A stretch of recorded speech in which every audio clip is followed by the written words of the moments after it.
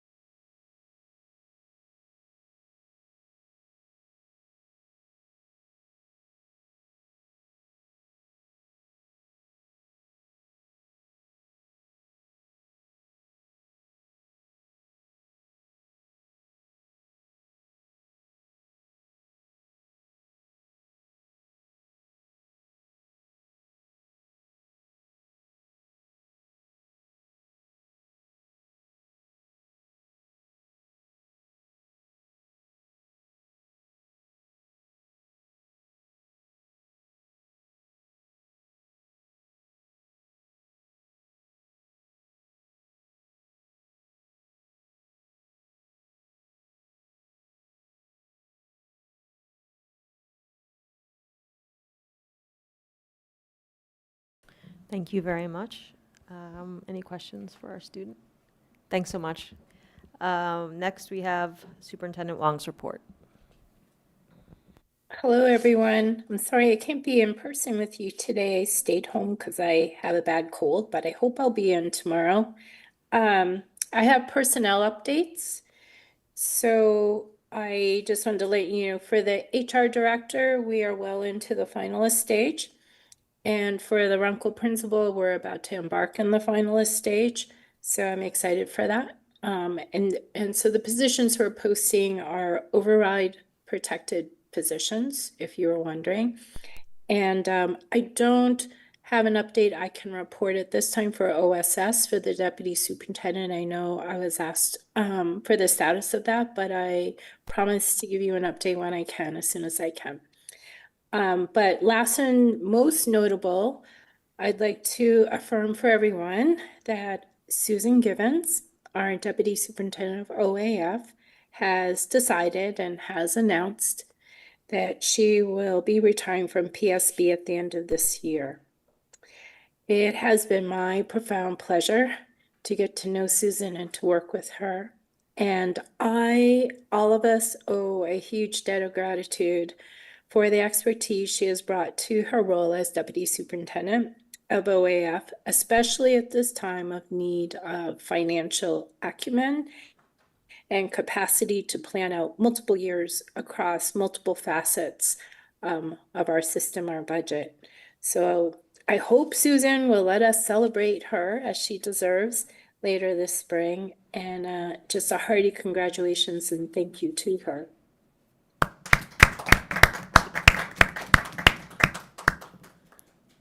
She's in the room, Bella, so.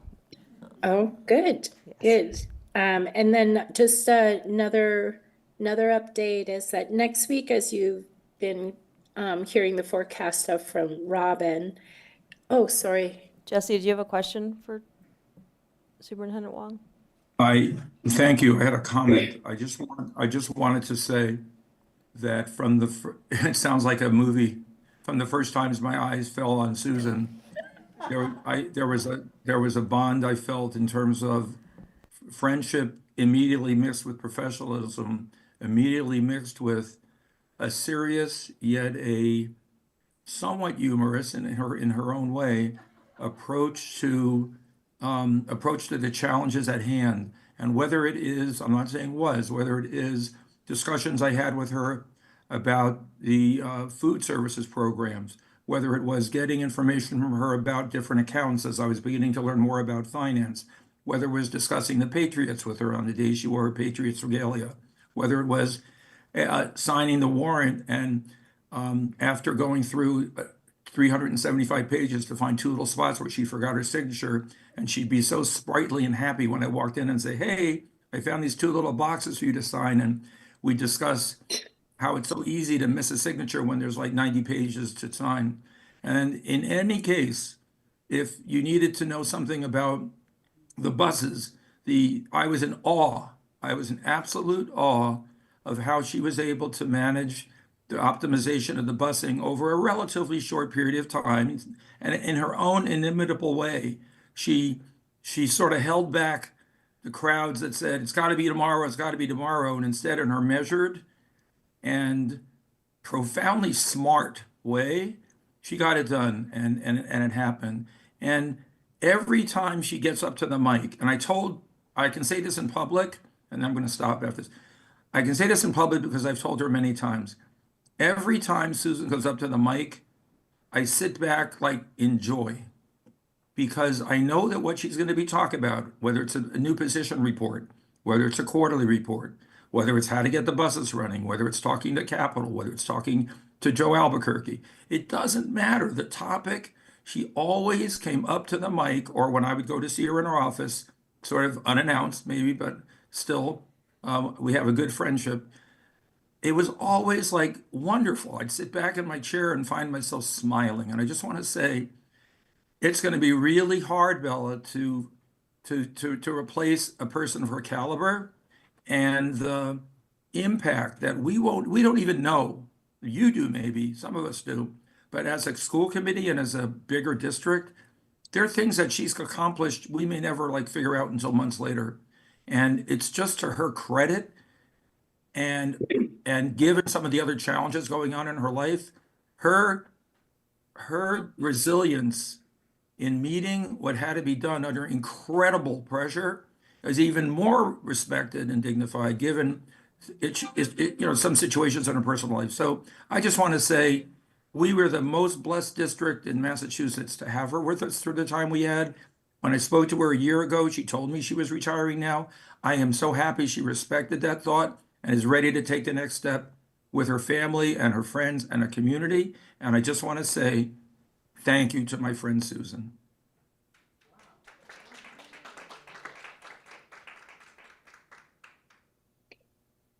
Thank you, Jesse. So well stated.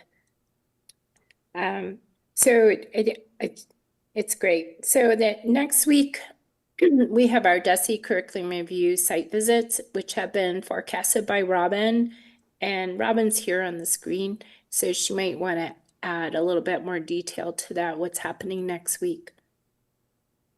Hi, so just remembering that next week there is the site visit. We've been doing document collection for a number of months. And so what the site visit entails are focus groups with a number of stakeholders and also school visits. So they'll be visiting each school in the district. And then the final focus group, while focus groups will be happening during the day, the final focus group will be a caregiver focus group, but that will happen the following week on April 7th. We will be sending out an invitation to sign up for that. But that part is not happening next week. It's happening the following week on April 7th. I So think it look went out forward. today, actually. Oh, it did go out today. All right. I wasn't sure if it went out today or if it was going out tomorrow morning, but yeah, so we'll have that in place. And just wanted to make sure that everybody knew what our dates were. So. Okay, great. I had my interview yesterday, so they started interviews this week, and then they'll keep going. Anyway, so thanks, Robin. Betsy and Val, that's the end of my update. Okay, thanks. Any questions for the superintendent? Carolyn? Robin, I did see that email this afternoon. She's not in here. Sorry, I'm looking around for you, even though I know you're on the screen. And I looked at it. I just wanted to make sure I understood it. It's one focus group. It's one focus Okay. group for caregivers. So that one is held remotely. So it's a Zoom focus group. And my understanding in working with our liaisons is there may be some that's whole group, and then some where they break out into breakout rooms within the Zoom to have smaller. And how if they many have smaller. people do you anticipate, and who chooses, and by what criteria will people be chosen? I can't remember how many exactly they said they would allow. I think they look at how many have signed up, and then I think they cut it off at some point. It's not a choosing. It's really kind of order of signing up, I believe, but I can clarify that. Thanks. Thank you. Thanks, Robin. Thanks, Bella. Next on our agenda is public comment. Members of the public are, of course, welcome either here in person or remotely to provide comment of up to 3 minutes. As a reminder, we listen intently and we read all of our emails, but we do not respond to public comment in the moment. First, we have Rachel Goodman, who I believe is on Zoom. Is that right?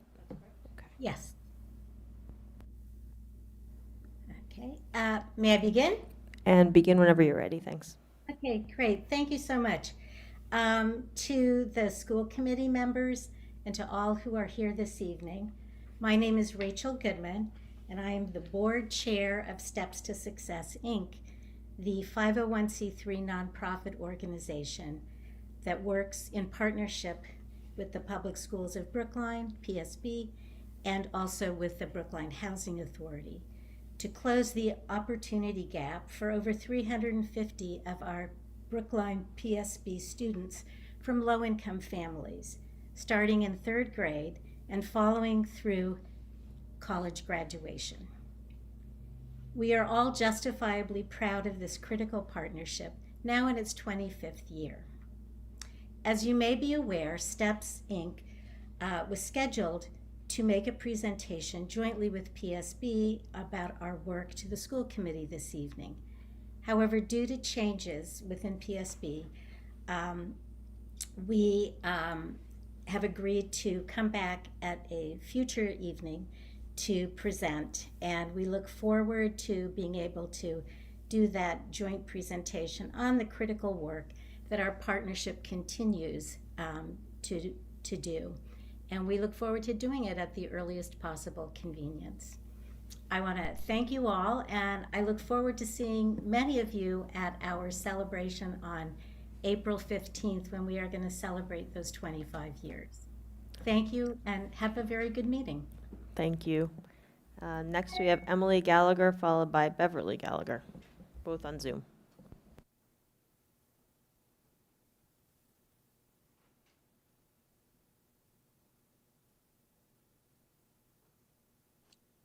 Hello, sorry, can you hear me okay? We can, yep. Okay, wonderful. Thank you so much. Thank you for taking my call. The reason why I'm calling in is one of my children is a 6th grader who's been in the grade music conservatory program for 3 years since she started playing in 4th grade. I just wanted to call and show my support for this program. I was just so disappointed to see that this was up for discussion for being cut with these recent conversations we've been having about the budget. I think it's difficult for a lot of families living here because we're already making a lot of sacrifices to live in Brookline. It's quite expensive to live here. We're making sacrifices in housing. We would get maybe a better situation in a different area, but we're making the sacrifice to live in Brookline. And to lose something like the music conservatory program for grades 4 to 8 would just be devastating. I know for myself and my family, we would be considering the hard question of whether we should continue to make these sacrifices to live in Brookline without it, because it has had such a great impact on my child.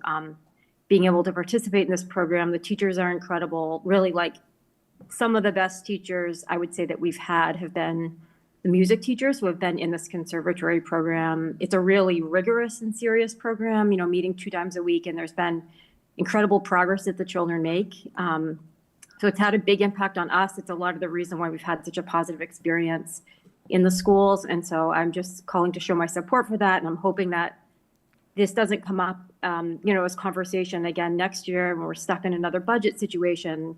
Coming up is like one of the first things that seems to be on the table for cutting, because it is so critical for families that are, in this right now. And I think for a lot of students, that's such a positive impact being in it. So thank you so much for taking my call. Appreciate it. Thank you. Next is Beverly Gallagher, followed by Natasha Rosenbane.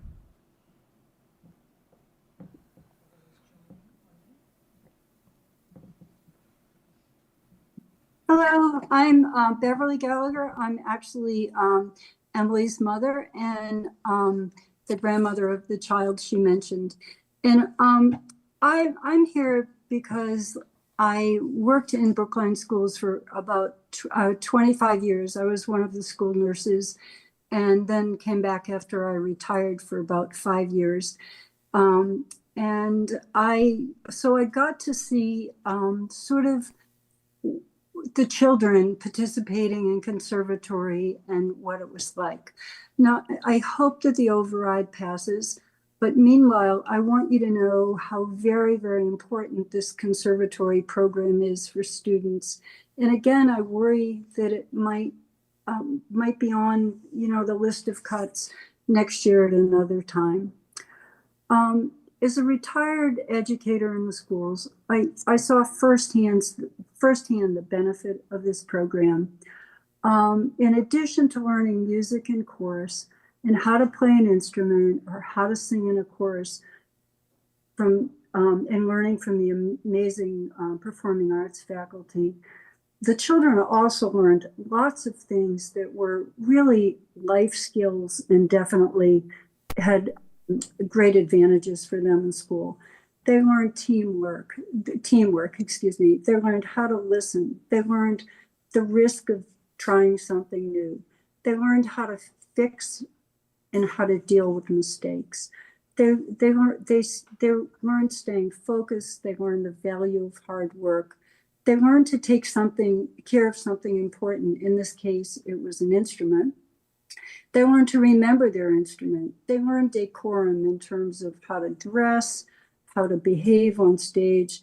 And they certainly, many students developed a lot of self-confidence.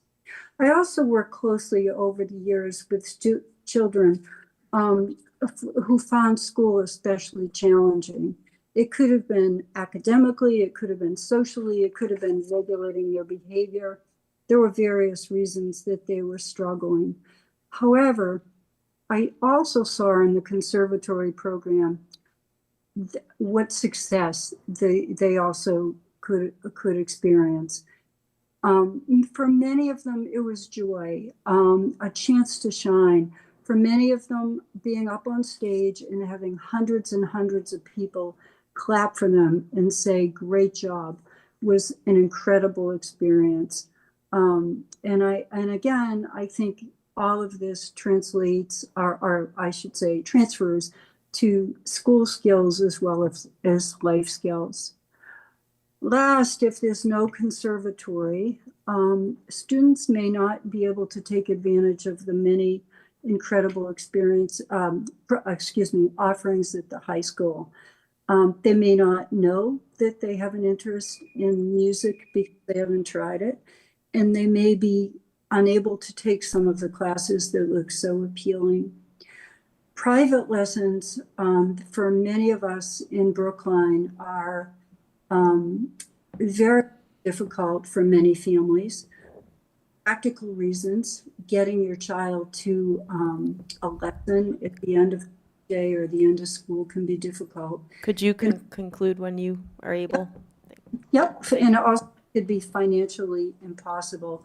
So please do all that you can to preserve and protect this program. It really matters. I saw it many years, many times. I probably went to 30 concerts at least. Thank you for all that you do for the school department. Thank you so much. Is Natasha online? Or? Okay. Okay, so next we have Ronnie Chang, joined by fellow BHS student Peter Clark by Zoom.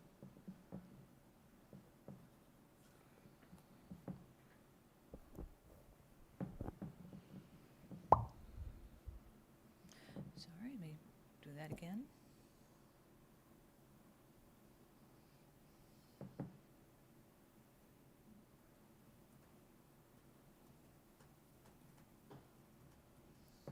Hi, please begin when you're ready, and Betsy will count your time. Thanks. Hi, I'm Ronnie Chang, and I'm a senior at Brookline High School. Hi, my name is Peter Clark. I'm a sophomore at high school, Brookline High School. Yeah, I'm in a lot of the BHS orchestras. I'm the concertmaster of like the string orchestra and advanced chamber orchestra, and we would just like to talk about how important conservatory and the high school like orchestra and other music ensemble experience has been for us.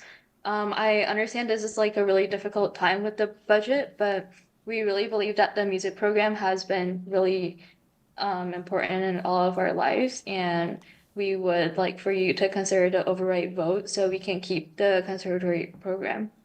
Because in high school we have 3 orchestras and 3 choirs and a lot of like band ensembles, and if we didn't have conservatory in the middle school, like all of that wouldn't be able to happen.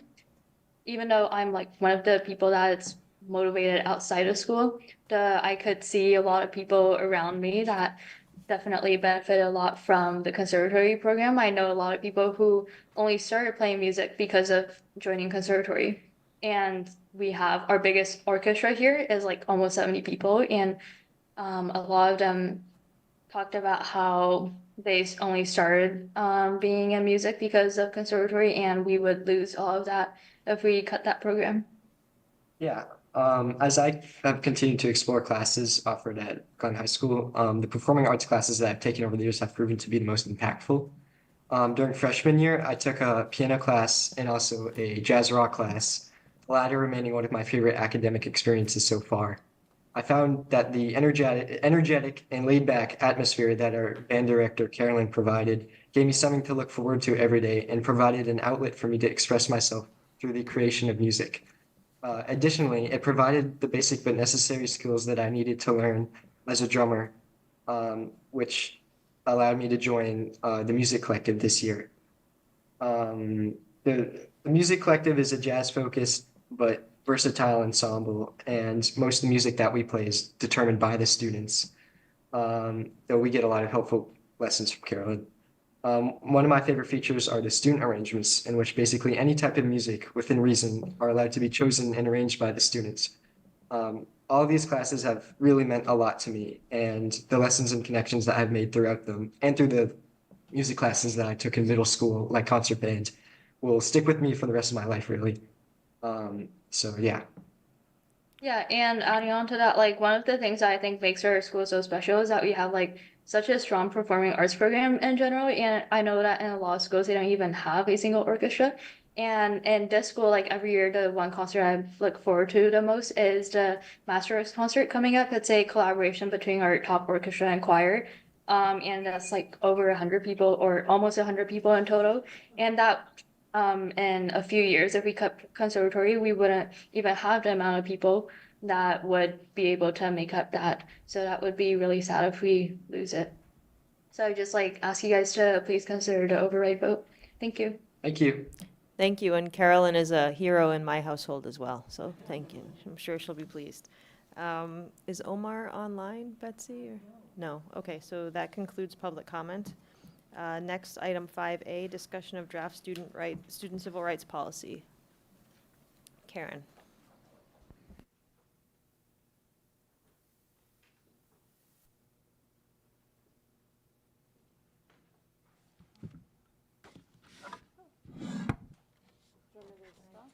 I'm just going to ask that we hold questions until Karen finishes her presentation. And as a preface to how this got here, because I know this has gone around of how it got here, it's been hanging around in policy since 2023 and has yet to make it out of a policy subcommittee. So February, did you say, Andy? At the February policy subcommittee meeting, the committee agreed that they were likely not going to come to consensus and that they would send it to full school committee for review. Okay, good evening. What I thought I would do is just provide both a little bit of background, as Val shared a little bit of it, as to the policy landscape, as well as some of the legal frameworks for this policy. So a little bit about the policy landscape vis-a-vis the public schools of Brookline. So this current student civil rights policy, the intention of it was to combine two policies. In 23, as many of you may remember, DESE released guidance on policies and procedures that schools are required to follow regarding gender identity for students, with a lot of guidance and a lot of specificity around what is the requirement in terms of the law and regulations. And at that time, a policy was drafted around gender identity, which I have here, that really followed that guidance as required by DESE and was in draft form. And in 23, the then OSS working on following the guidance of DESE, I think looked at the draft policy. There was a question around, so we had two policies. We had the current discrimination and harassment policy, and then there was this policy in draft. And I think there was a decision made in consultation with policy subcommittee to combine, instead of having two separate policies, that really they should be combined under one policy. So work was undertaken, I believe they started in late 23 into 24, and then was first presented in 25 to draft and combine these two different policies, one that had been approved and amended, and then the gender identity policy into one policy. And that work came to, as Val said, policy subcommittee in January of 25 for the first time. And so that's just some of the history in terms of how we sort of got here today in terms of looking at this policy. And so that's sort of the kind of the history as best as I've been able to piece it together from talking with Matt and with Becky Schuster, who, as many of you met last year, who presented the policy and actually worked with the team on drafting this policy. And obviously with Betsy, who we wouldn't be able to do without in terms of her historical knowledge and being able to find anything you ask her for at a minute's notice. So thank you, Betsy. So next slide. So now we can look at what's the legal framework of these policies. So as you know, Mass General Law, Chapter 76, 5 is really around students' rights and discrimination in public schools. And really in terms of students may not be discriminated against in terms of race, color, sex, gender identity, religion, national origin, immigration or citizenship status, disability or sexual orientation. So that's the broad anti-discrimination statute. Next slide, please, Betsy.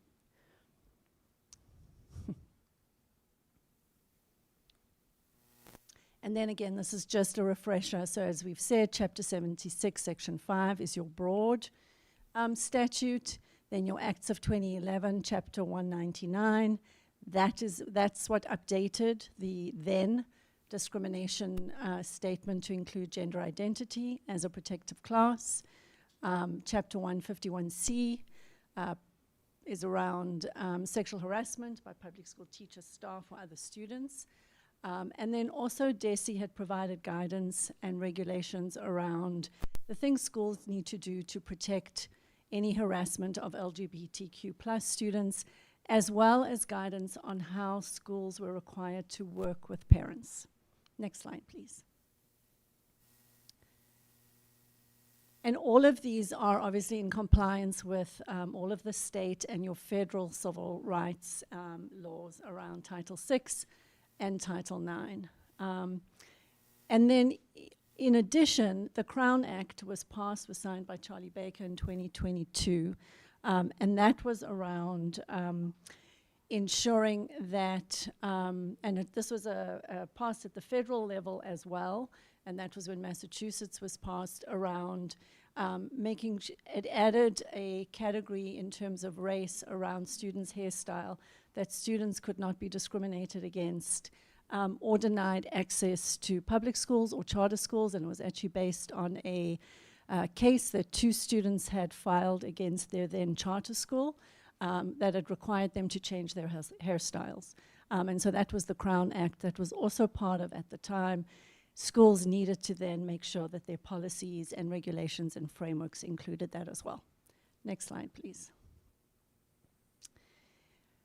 And so again, this is just some of the guidance that came out, and this is, back when it was passed, as well as when DESE released the guidance, that superintendents and principals needed to review their existing policies, their handbooks, their written materials, and make sure that everything was updated to reflect the inclusion of gender identity.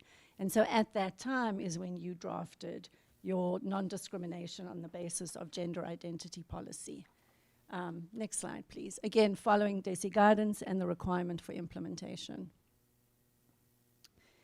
And again, making sure as well that schools incorporate education and training about transgender and gender non-conforming students into anti-bullying, student leadership trainings, and staff professional development. And again, that was all work that happened around that time as well. Next slide. So the Crown Act, which was passed October 24, 2022, as I just said, bans discrimination based on natural and protective hairstyles. And that expanded the legal definition of race to include hair trays to protect against discrimination. And this was both in school and in the workplace. Next slide. And then one of the things that we all know is policies are always active, and we're always reviewing policies, and DESE releases guidance regularly. And as guidance comes out, schools are really required to reflect on their policies and make sure their policies have enough specificity to really ensure that staff and families and students understand both their rights, but also what schools are required to do from a procedural perspective. And so more recently, and you always, when DESI issues a guidance, the role of schools and superintendents and school committees is to then go into your policies and say, are our policies following this new guidance and regulation? And so in recent years, we've looked at guidance from Maura Healy's office around schools' legal obligation regarding hate and bias incidents, which, as you all are aware, schools have seen an increase of these incidences across the Commonwealth and across the country. And then more recently, we've been looking and making sure we are aligned with, and as we're thinking about the work that we're doing in district, the work we do around curriculum. Recently, Mass released their Special Commission on Combating Anti-Semitism around K-12 findings and recommendations. And they are working on actually a series of guidance which will probably be coming out in the near future. So those are the most recent guidances that are impacted in terms of these policies and frameworks. And as I said, that we look at them all the time. And so when DESI releases the guidance, which they will it's apparently coming up fairly shortly, that would indicate a time to actually go back and look at the policy and make sure that it actually covers all aspects of the guidance, which is what you did when the gender identity guidance came out.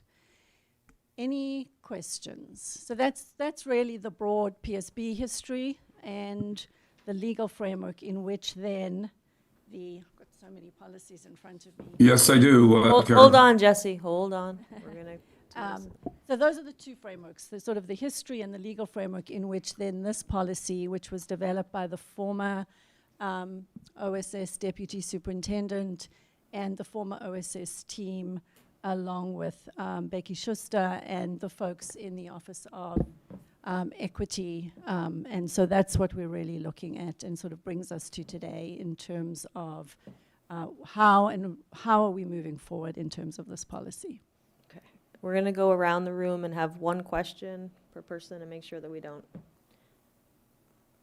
Is anybody? I had a direct, Val, I have a direct response. I'd appreciate to be able to present it. Thank you. You're asking a question of Karen? No, it's a follow-up about the policy and the process that, and current activities that I'd like to have an opportunity to actually complement with E, what Karen was speaking about. Do we have this presentation? How many slides do you have, Jesse? 2. Okay. Is he able to share? May I share it? I think Betsy's checking. He can share. If you can push, he does have it. Yeah. You can share, Jesse. Coming up.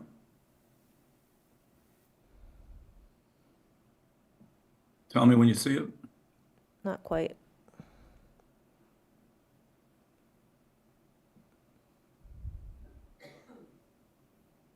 Yep. Okay.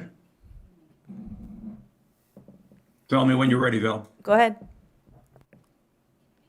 Thank you, everyone. Can Good you make evening. it bigger? I guess there's a request to make it bigger if you can, or to put it in presentation mode. Hold on.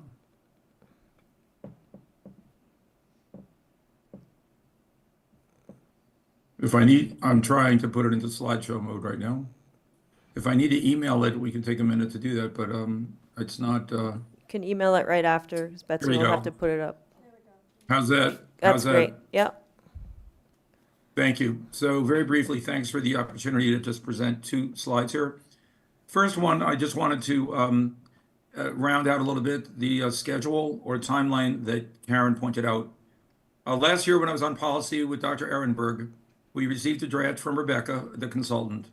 It was reviewed by our committee, and particularly Carolyn and I took the initiative to do a pretty careful analysis of the document and to consider whether there were any light or moderate edits required.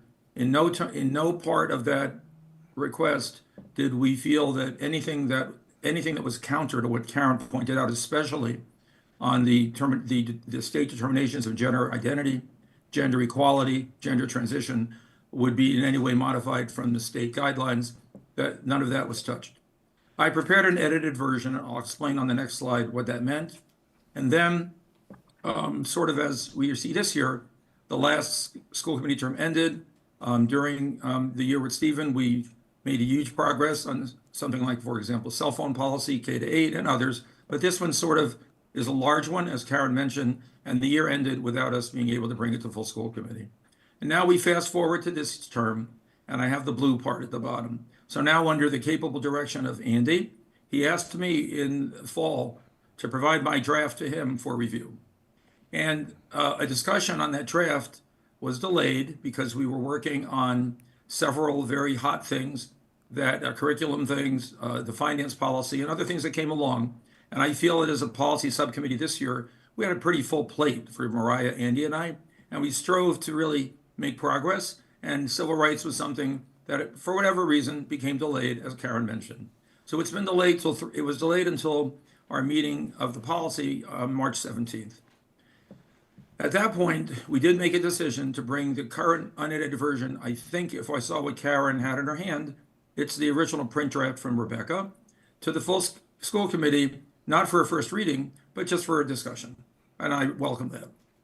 I tonight want to propose to present the version that I wrote and gave to Andy to the full school committee by end of the day tomorrow for their review, so that they have ample time to look at the, what I'll call slight but comfortable differences between Becky's version and the current version, and to then leave it up to Val and the chair of the subcommittee to determine when we'd be able to have a first reading. And I certainly hope it is the next meeting, so that we can move this ahead and complete it as per Karen's request, almost requirement, at our next meeting.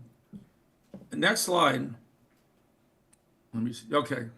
So what is my approach to editing the draft? I want it to be crystal clear that my approach was to, and in a sense, of course, working shoulder to shoulder with Carolyn, was to maintain every required section of the policy, but to really refine the language to reflect what I'm going to call a non-ideological approach. Now, some might claim, why are you getting hung up on the language, Jesse? Well, language says a lot, and I'll give you two examples. We found, and actually last year, a resident of the community brought this to my attention as well, as people read it, was the term microaggression.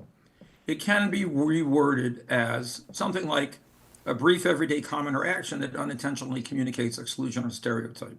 However, the word microaggression, most typically in education and academia, is utilized within a framework of DEI.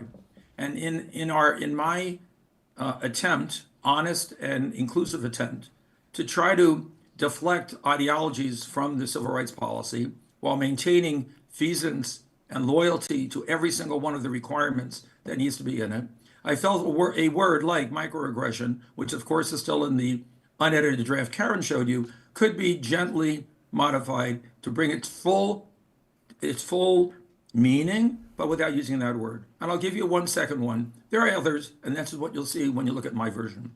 Bias-based conduct is actually the head of a paragraph. Well, bias-based conduct, again, is a DEI-related construct. I'm not saying that that's good or bad, but it does represent an ideology. And in fact, as I looked through the document and found these, I won't call them glaring examples, but obvious to just a general reader, you can reword something like bias-based conduct, and I'm sure working with Karen, we could come to an agreement. It's really the same thing as Jesse, can I ask you a question? People. I just need to ask you a question. Which word, diversity, equity, or inclusion, do you have an issue with as political? Bill, I thought we were going to go around the room and do that. We are, but this is a clarification. And then we can go around the room. Let me finish the last line and then we can discuss it, okay? So a word like disrespectful behavior in terms of bias-based conduct could actually be written, instead of saying students should avoid bias-based conduct, we could just say in simple terms, students should avoid disrespectful conduct towards others. And so what the policy I edit contains, language that aims to remain neutral, gentle, and broadly accessible, that avoids terminology that may be associated with a particular ideological framework. And so the version I propose I send out by the end of the day tomorrow is that document. Val, which basically is a lightly edited version of Becky's monumental work of including everything in there, and she gets a lot of credit, but with this gentle rewording in certain cases. Other than that, it reads very, very similarly to her original document. Thank you. Thanks. I have clarification for Karen, because I did watch this meeting, and I thought that Karen said that your version was not a lightly edited version of Becky's, that they were very different. Yeah, I mean, I don't think it's a lightly edited version, and I do think, oh, sorry. From my perspective, I don't think it's lightly edited, and I think JC raises, I think these are two areas for good discussion, particularly bias-based conduct, which really is, comes from the legal framework. Right. And there's a very big difference between bias, and I don't want to get in, we can, I can read you the sort of the definition from sort of more the legal framework. There's a very big difference between bias-based conduct and disrespectful behavior.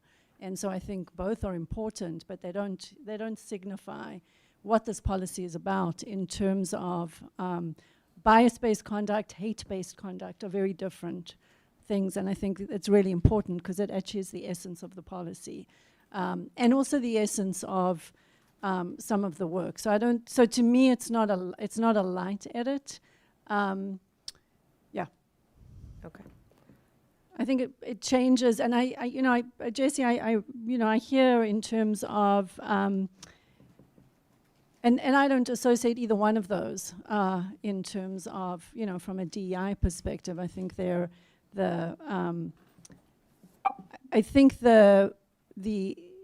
edits when you read it, and I think it's helpful for the school committee to be able to, and again, policy is the province of the school committee, so I'm very clear in terms of school committee sets policy, so it's not my decision, right? I think that's why it's before the broader school committee. I certainly stand here representing certainly the work that was done by the former, OSS Deputy Superintendent and Becky Schuster in bringing this policy to fruition in terms of making sure that we have a policy that is, aligned legally, but also has enough specificity, which I think was some of the critique of the older policy, for both students, families, and school staff in terms of what are the requirements and also what we need to do and how we need to follow protocol. So I think that's the piece. And I think it fundamentally changed, I think, both the essence and purpose and goal of the work that went into the policy of when they did it. So that's sort of, Donna, do you have a comment or question? Thank you so much, Karen. And Jesse, thank you for presenting your slides. So first, I have to say I'm struggling a little with the sequencing because I feel like we haven't done a really super robust deep dive into what our bias incident data is or has been over the past few years. I'm just throwing it the past 5 years, and because I feel like that would be helpful for me when we bring this policy back. It would be helpful for me to understand current state and trends so that the policy that we're drafting is informed by where we've been, where we are today, and is designed to sort of move us towards where we want to be. The other thing I noticed and I'm hoping you can maybe, who's Andy and Mariah or Jesse or Carolyn, anyone who worked on the policy, maybe you can talk a little bit about the rationale. Karen would be the one to answer. Oh, okay. So Karen, maybe you can talk a little bit about the rationale for structuring the policy this way. There's some asymmetry, I think.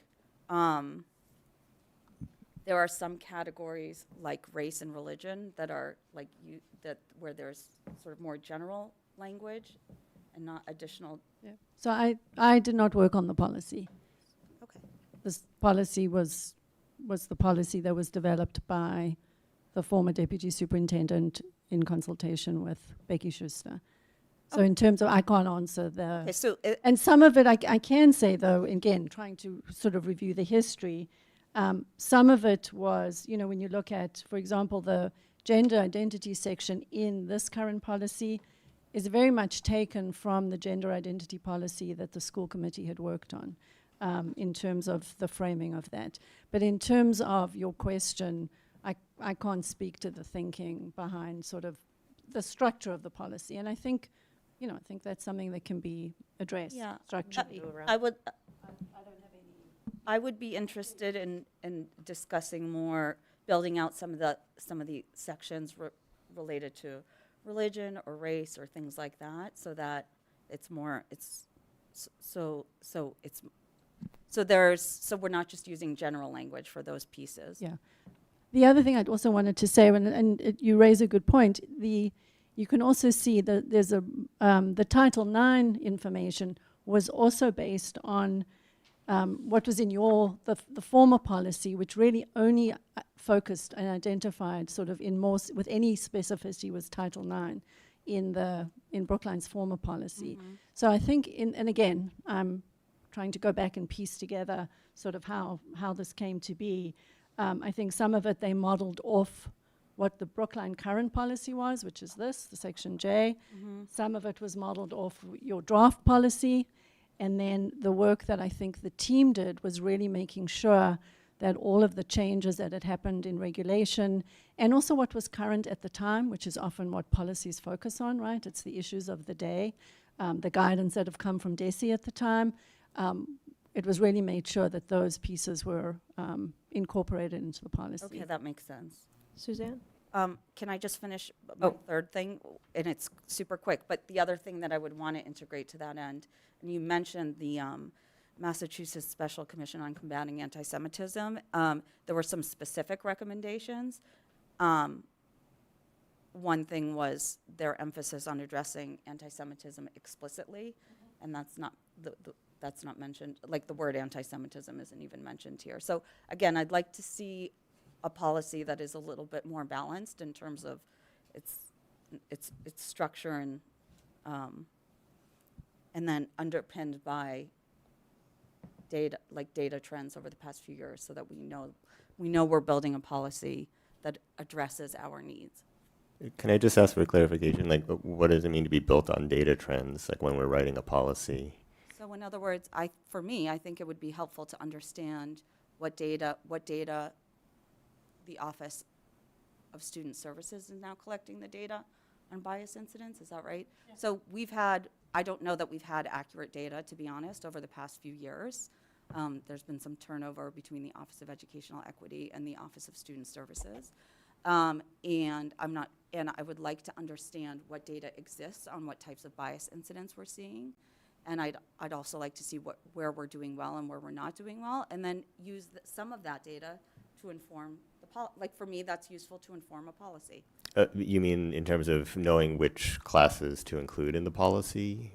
Yeah, and how we're seeing. That's by law. How we're seeing bias incidents come up. So, for example, are they happening outside of school? Are they happening in school? Like all the different facets that might just be useful in informing a policy. Suzanne, we'll go around. Thank you. So, Karen, I noticed at the bottom it said on the first page that it was saying thank you to the superintendent circular in Boston, the Boston Public Schools. So I was curious to know, do you know when this was written? When their circular was written? I don't. Okay. Given that this framework was current, I believe it's the more current ones. Currently. And so I'm just wondering if it has been vetted and how it's been working for them in Boston, if this is very similar to what we have in our hand. So in terms of vetting of this policy was vetted by legal here prior to coming to school subcommittee. In terms of how it's working in Boston, I don't know that, Okay. that information. Becky Schuster had worked in Boston for many years, and so, I think some of what was considered, the Boston policy was considered best practice. It had been sort of highlighted as a really good example of what the state was asking districts to do, and so hence why it was modeled on that. It was obviously experienced it where it being implemented, and it was considered to be a sort of a really good example of a best practice policy. Thank you. That's it for me. Sarah, anything? I'd like to point out that when microaggressions are discussed in this policy, that it's to say that they aren't discrimination. So just because I think a lot of us agree on that, the way that I look at the policy is if it becomes too robust, too overarching, then we get into the point where people might shy away from difficult conversations at the high school, and it impacts free speech. So I was pleased to see that that is a part of the policy, is that microaggressions are not a part of discrimination. Mariah? Thanks. I have a question. Does this apply only to students? Yes. So what are the guidelines for civil rights for staff? Do they not have a policy, or? I mean, some of the pieces, like you'll see here in the 504 section, there are pieces in terms of for staff and adults. But in terms of the actual policy, this is the policy for civil rights for students. But parts of But this do apply it's a little mixed. So it's a good question in terms because of I can't remember how this was on the agenda, but the slides start with just civil rights. It's mixed all over the place, It and is mixed, yeah. and this sort of ties to my bigger comment, I think, which is I think that I would imagine that when many people come to this policy or they seek this policy out, they're in a moment of stress. Mm-hmm. And they're feeling that something may have gone awry for them or someone else. And I think it behooves this policy when it's drafted, which I think will be not in the next 4 weeks when I'm on the committee, but going forwards, that it's perhaps really, it starts off really clear. And so some of the things that I think would be helpful is, like, for example, who does this policy apply to would be a great place to start, right? Just so that that's really clear, because for me, I was like, what is this going on? And then I had a question which I couldn't figure out. What are the rights being enumerated under this policy? I don't think it ever actually states what people's rights are. Because it's actually a policy against discrimination. Okay, so, and that's actually helpful for me, because I wasn't on the committee last year, or I wasn't on the subcommittee last year, so I don't know. And it was hard for me, like, some of our policies have a definition section, which I find really helpful, and this one has definitions scattered throughout, but I actually think it would make it nice or easier to process if there was like a standard section that was a definition section. Mm-hmm. And then lastly, there's a lot of procedure in here. And again, I think that, like, I'm just sort of thinking about this from the person who comes to this, like, needing to really understand what their rights are and what their step is. They don't necessarily need to know. There's a whole bunch of procedure. There's a section in here that says procedure will be available here. Right. But I think all this procedure needs to be scraped out of this, down to just the bare minimum of what a person who is aggrieved needs to do, but they don't need to know. The rest of it should be documented and just not here. So again, it's sort of, for me, it's long and hard to read. Doesn't mean anything's, I'm not even commenting about the content. Yeah, exactly. It's just like, I was feeling like if I came to this as an individual, like, seeking redress, I would have a hard time understanding what my rights were, and even if it applied to me. So, so I guess that's all I've got right now, but thank you. Yep. Andy? Yeah, thanks. So yeah, after what Mariah said and after what Karen said, I really don't have anything to add. Like, I also find the structure of this draft to be impossible to understand. But you know, the reason why we couldn't come to consensus on subcommittee last year, and why I thought we couldn't this year either, and therefore recommended that it come to school committee for discussion, was precisely the disagreement that Karen, you were pointing to, which is whether the proposed revisions are in fact light edits, or whether they fundamentally change the nature of the policy such that it's no longer a civil rights policy at all, and doesn't serve the intended purpose. So that's why we're discussing it here now.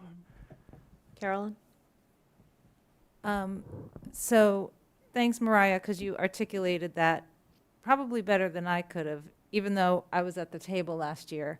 And so absolutely, like, the whole attempt to edit or streamline this was because, at least from my point of view, looked at this and sort of just said, what? I don't even understand what this is.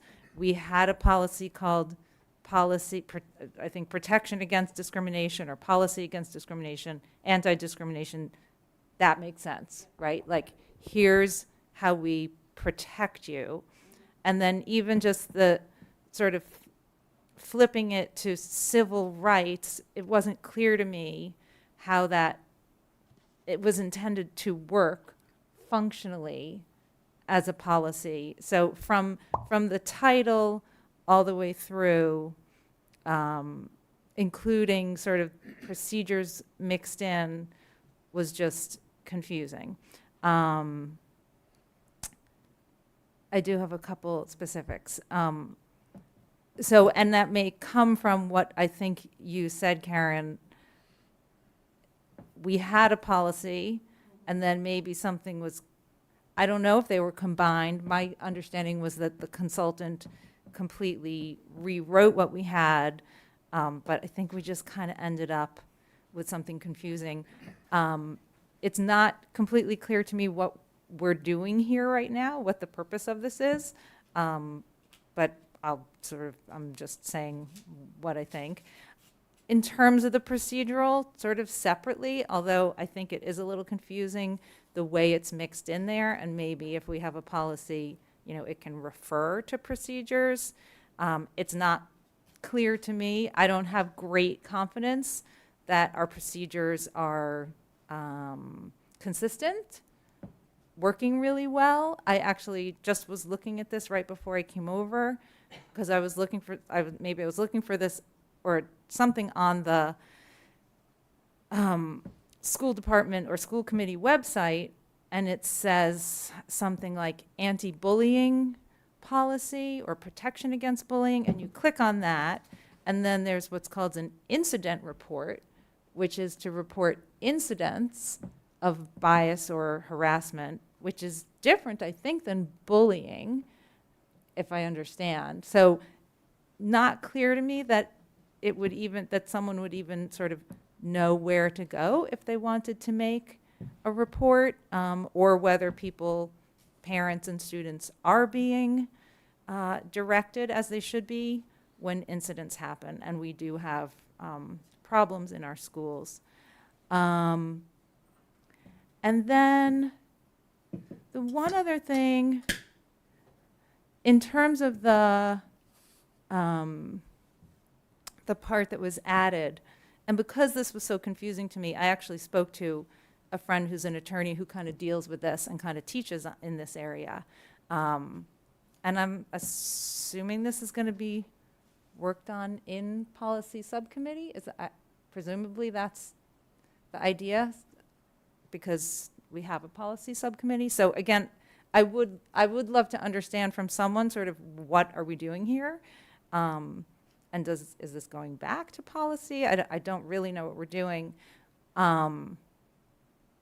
But my friend who sort of teaches in this area wanted to note that they thought it would be helpful to add, when we come to the part about student records and the age of 14 stuff, and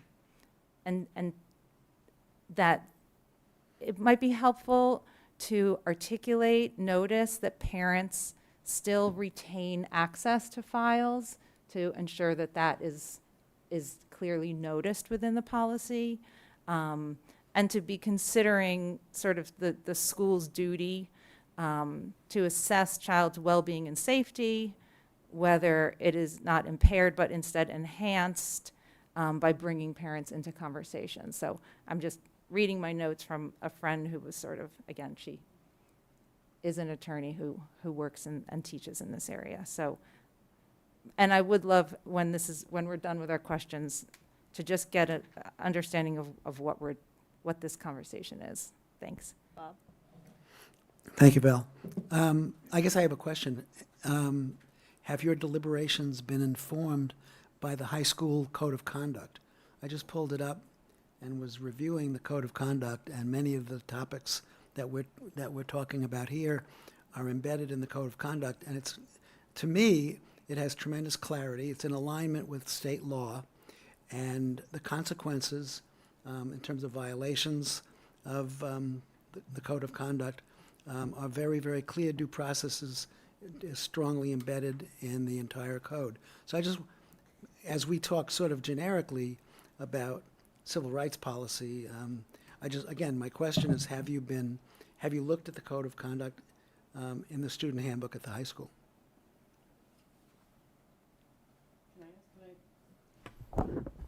I'm assuming that all of the code of conduct at the high school and then the parallel document for which is I think the elementary handbook, all of them are integrated with the policies, but there's things in here, for example, being a mandatory reporter that wouldn't go in the high school code of conduct. Some of this is talking to adults and it's not about student obligations, but adult obligations. I actually have a clarify.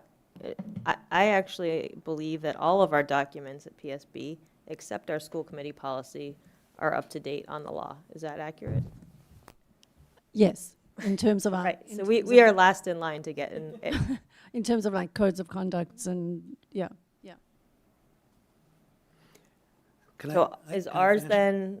I have one more thing. One second, I just want to understand how ours fits in with everything else that PSB is doing. So is this a legal requirement that we have one, or how does it, I know that you all are following state law and regs and guidance.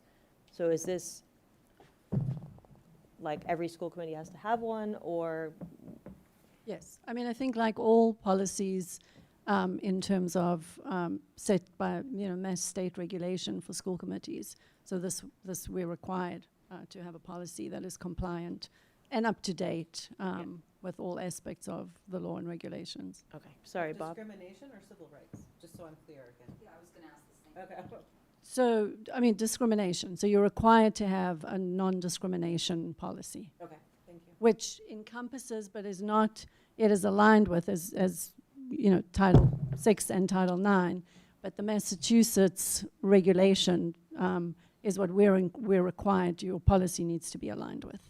And then, as you know, it taps into both Title VI and Title IX.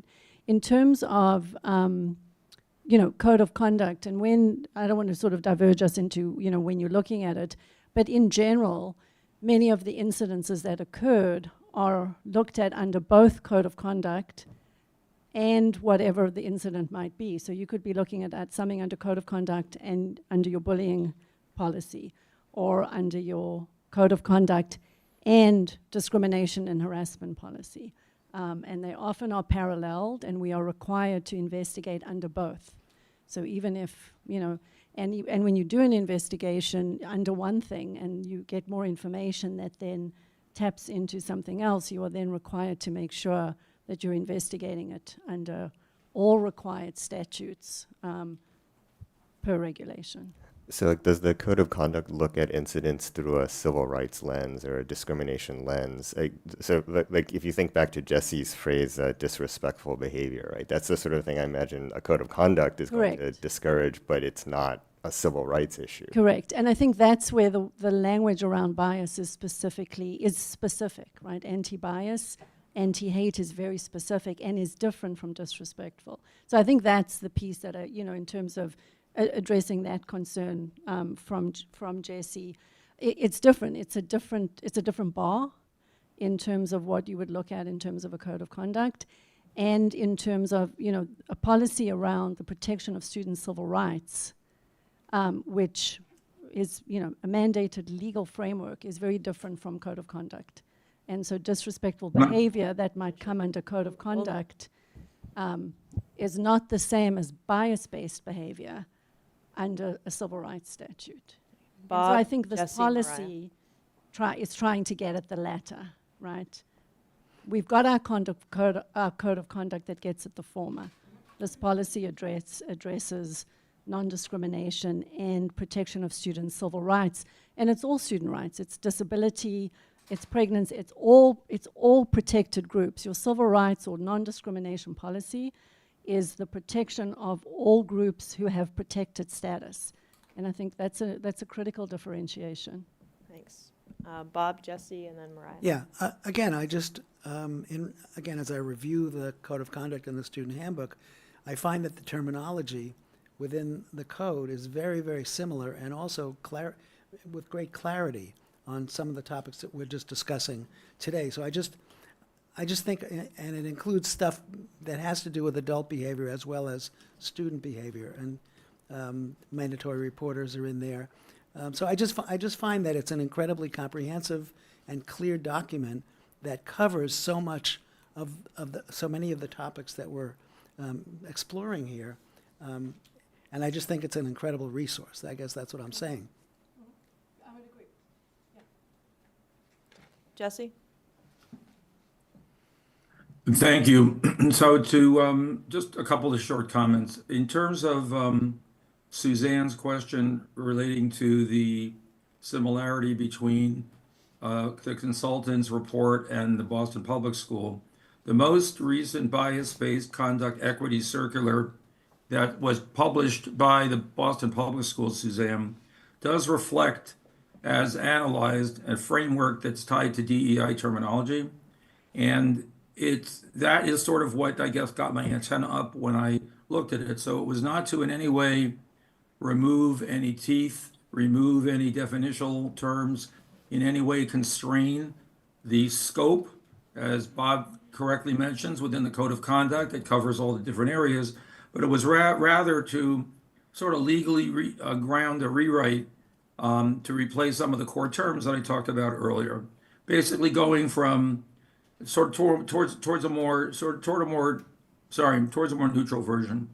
And I'll go back again just for a second to the microaggression comment that Donna and I had been discussing, where a suggestion in the Boston one was to move from something like including microaggressions or stereotyping, and I read, includes verbal, written, or physical conduct that a reasonable person would determine to be discriminatory or harassing under the applicable laws.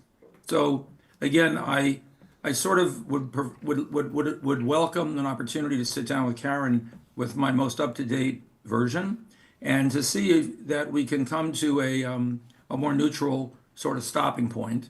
And in fact, if you take the entire Boston Public School equity circular and pass it through any of the current AI tools, it actually can come out with a complete written policy with all of the important points relating to gender, equity, all the details of discrimination, harassment, and national origin, pregnancy, sexual orientation, everything that's covered by federal law, and it can frame it in a way that moves it from a DEI style language to a more neutral legal language that in no way, God forbid, removes the teeth or removes the intention.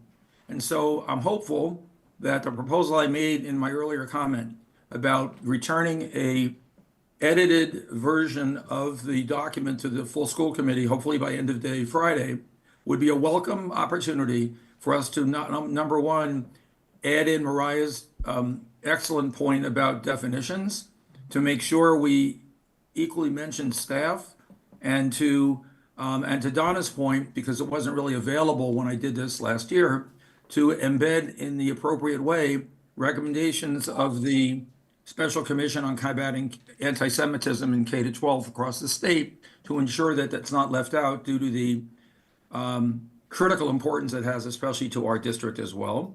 And I think Bob's case, it's wonderful, Bob, that you brought that up, because I did look at the code of conduct, and I think now in coming back to it after all the great input that the committee has given will actually help me, it'll benefit me even more as I, sort of re-edit my version. So thank you, Bob. So my recommendation, Jesse, is not that you re-edit your version. It would be that Karen, if you and council could take what you've heard for definitions and structure and any comments that you have in writing, Jesse, to provide, and that you come back with. Sure. Okay. Provide to Karen, and that you come back with Yep. A differently organized version that takes Yep. into account. But that's also run by town council, so that we are actually hitting our legal mandates. Yeah. Well, very similar to what we did in instructional policy, Val, where we sent it to Robin twice actually, 2 circles, and each time we sent it to Robin, it came back in a better version. So we can sort of apply that same approach. Thank you. This has very legal specific language that's required that I think town council and Karen need to It's be all- very yeah, closely yeah. on. Sure. Mariah, and then Carolyn, and then I think we can wrap this up. I just have, I wasn't going to ask, but now I'm curious because it came up again. What is the difference is there a difference, first off, between bias-based conduct and discriminatory conduct? Because it seems like people have a concern about the term bias-based, and in my mind, these are almost equivalent terms. So I'm just curious whether there's actually a technical difference that you're aware of. So there's a legal difference, and I'm not a lawyer, obviously, otherwise I wouldn't be here, between bias-based conduct and whether it's a civil rights violation. So there's a legal difference in terms of we certainly in schools we determine whether conduct is bias-based under our policy. So whether it's an infringement of our policy in terms of behavior, we don't determine whether it's a civil rights violation. That's a legal framework.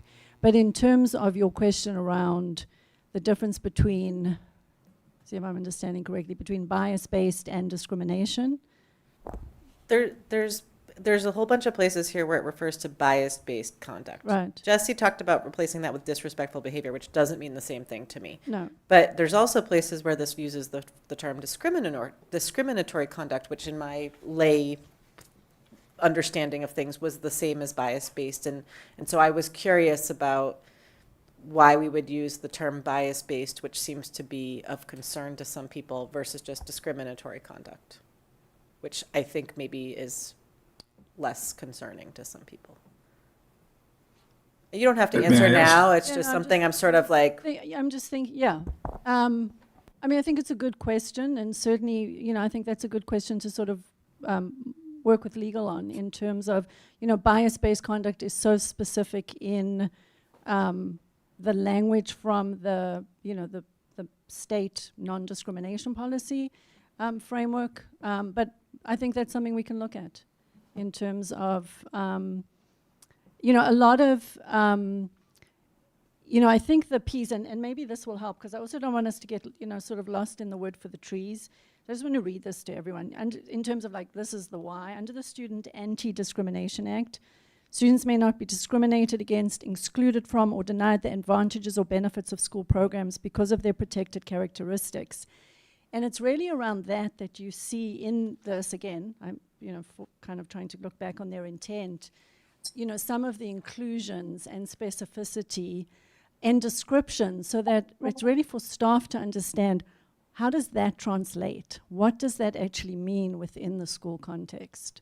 And, part of when it rises to a Title VI is because it's at the level and severity that it denies students, it creates a hostile environment for students in school, thereby denying them access to their education.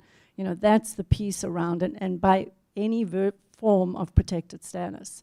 So I think that's really what the intent and the essence of what the expansiveness and specificity of this policy was trying to address, which, I think the former policy didn't. And at the time, certainly, Massachusetts and the state was really encouraging districts to do. So I think that's really sort of how this evolved.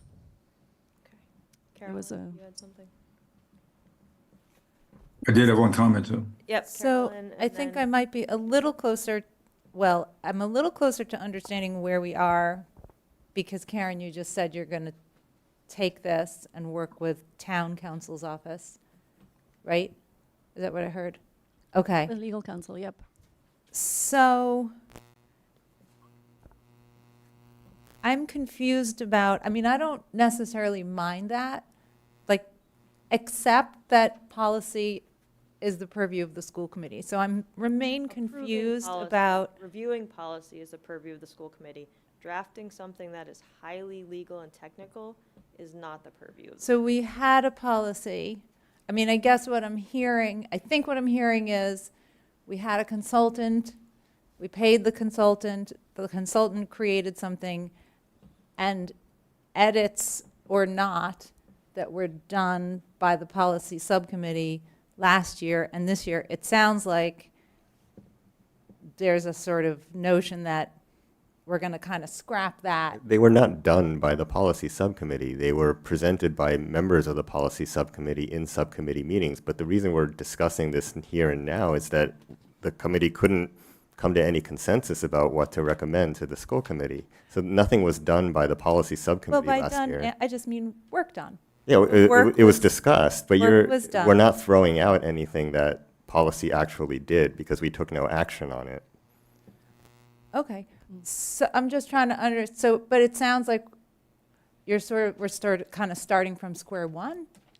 Or, because it doesn't sound like there's consensus that what the consultant did, even if you pretended that the work that was done in subcommittee didn't happen, now we still have this draft that was presented to us in this meeting, and it sounds like that's now going to be reworked.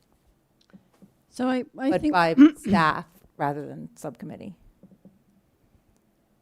I mean, so again, my understanding of it, and I also want to just make sure everyone is aware, this policy also went to council as well. So it was the, the consultant, and then council reviewed it as well in terms Okay. of making sure and all of that piece. I think my understanding, and certainly, again, I wasn't at the beginning of the process, Yeah. was similar, I think as Andy had shared, there was work done and there were edits done. There was no agreement and no consensus, and it felt like it stalled. I think when we returned, it felt like we were back in the same place without consensus and agreement. And with, I think even from my perspective, I had made edits to that policy as well. The union had looked at the policy. Yeah. It was really hard to sort of see the wood for the trees. Yeah. To like, what version do we even bring back? And so I think the idea was, let's put it forward to, and that was the discussion in policy subcommittee, bring the original back, not discounting all the really good editing and structural editing that was done, and sort of present where do we go with this, which I think is what we're doing now in terms of that. So, and that was part of my question before, like I was saying, what is this meeting? But it sounds like that was predetermined, that you're taking it. I mean, Val's saying you're taking it too. I'm suggesting. You're suggesting that, okay. So I guess that's my question, is this conversation for the school committee as a group to decide where to go with this next? Is that the purpose of this discussion? It's to give, yes, it is. Okay. Discussion. To give direction. Yeah. And then I do have one other question. I'm going to also ask about the Special Commission Against Anti-Semitism. Can you give us, I'm going to assume you're familiar with the work, maybe more than I am. Can you give us a sense of sort of what their findings were that you would anticipate being folded into a next draft of this? So what and I don't have it in front of me. Oh, sorry. A lot of I mean, it's a fairly expansive document. I'm sure you've read it, which really looks at some of what's happening and what are the concerns and what are they trying to address. There are a lot of recommendations around professional development, around curriculum, around education, around and as well as protocols in terms of what schools should be doing. What I'm imagining that might come out is, more and there's impact with their current genocide education and making sure. So that's what a lot of, that sort of spoke to. I think it also makes recommendations around the kind of anti-bias work that should be happening and continuing in districts, of which anti-Semitism needs to be a very explicit part of that. And so I would imagine that would be a key recommendation. Certainly, that's something we're looking at here. That was, I think one of the things that was really clear from the original piece and what I would imagine we would see in the guidance. So that would be, I think similar to what Donna was saying in terms of making sure that it's very explicit and not implicit. Donna? So I'm so glad we're having this conversation. I appreciate the opportunity. I want to go back to something Mariah said, and now that I'm like sitting with what she said, I wonder if we might consider renaming this policy, because when somebody is dealing with discrimination or harassment or any of these things, I want them to be able to look in the handbook, or policy manual, or put a search term in our search bar and be able to find what they're looking for. I feel like it's confused. The name is just confusing for me. The other thing is, Karen, and I really mean this, like, just if you weren't handed this policy and someone just instead said to you, we need to revamp our anti-discrimination policy and bring things up to date and maybe create a policy that reflects our desire for a safe and inclusive environment, how would you have gone about it? Or is this how you would have, like, what would you have done? Is this reflective of what you would have done in terms of a structure for a policy? That's a. Well, no, I don't mean it to put you on the spot. I want to learn. I feel like you are well positioned to say, like, I guess what I'll say is differently. I don't want to force you or anybody on who's well positioned to do this work to use a roadmap we don't want to shove a roadmap down your throat. So I think content-wise, I would have looked at all of the pieces that is in here, and in terms of the, the pieces, the breadth and the depth. I think structurally, my brain works a little differently, and so I might have gone about it a little different structurally. Thank you. And I would just, to us as a committee, suggest that maybe we give, if we are giving leeway to Karen to work on this a little, that you hear explicitly from me, and I don't know if anybody else feels this way, that I would like you to feel comfortable to use your expertise to restructure it in any way you think is appropriate. Yeah, of course. Did Jesse still have a question, or is he not online anymore? He's still there, but he didn't lower his hand. Okay. So, I am online. Of course I am online. okay, did you still have a question? I just wanted to clarify next steps. As I understand it, Karen and her team are going to review the document. It's going to be reviewed again with legal. I am not clear at all, Karen might help me here, as to whether or not she anticipates making edits to the existing document or not. That I would like to have clarified.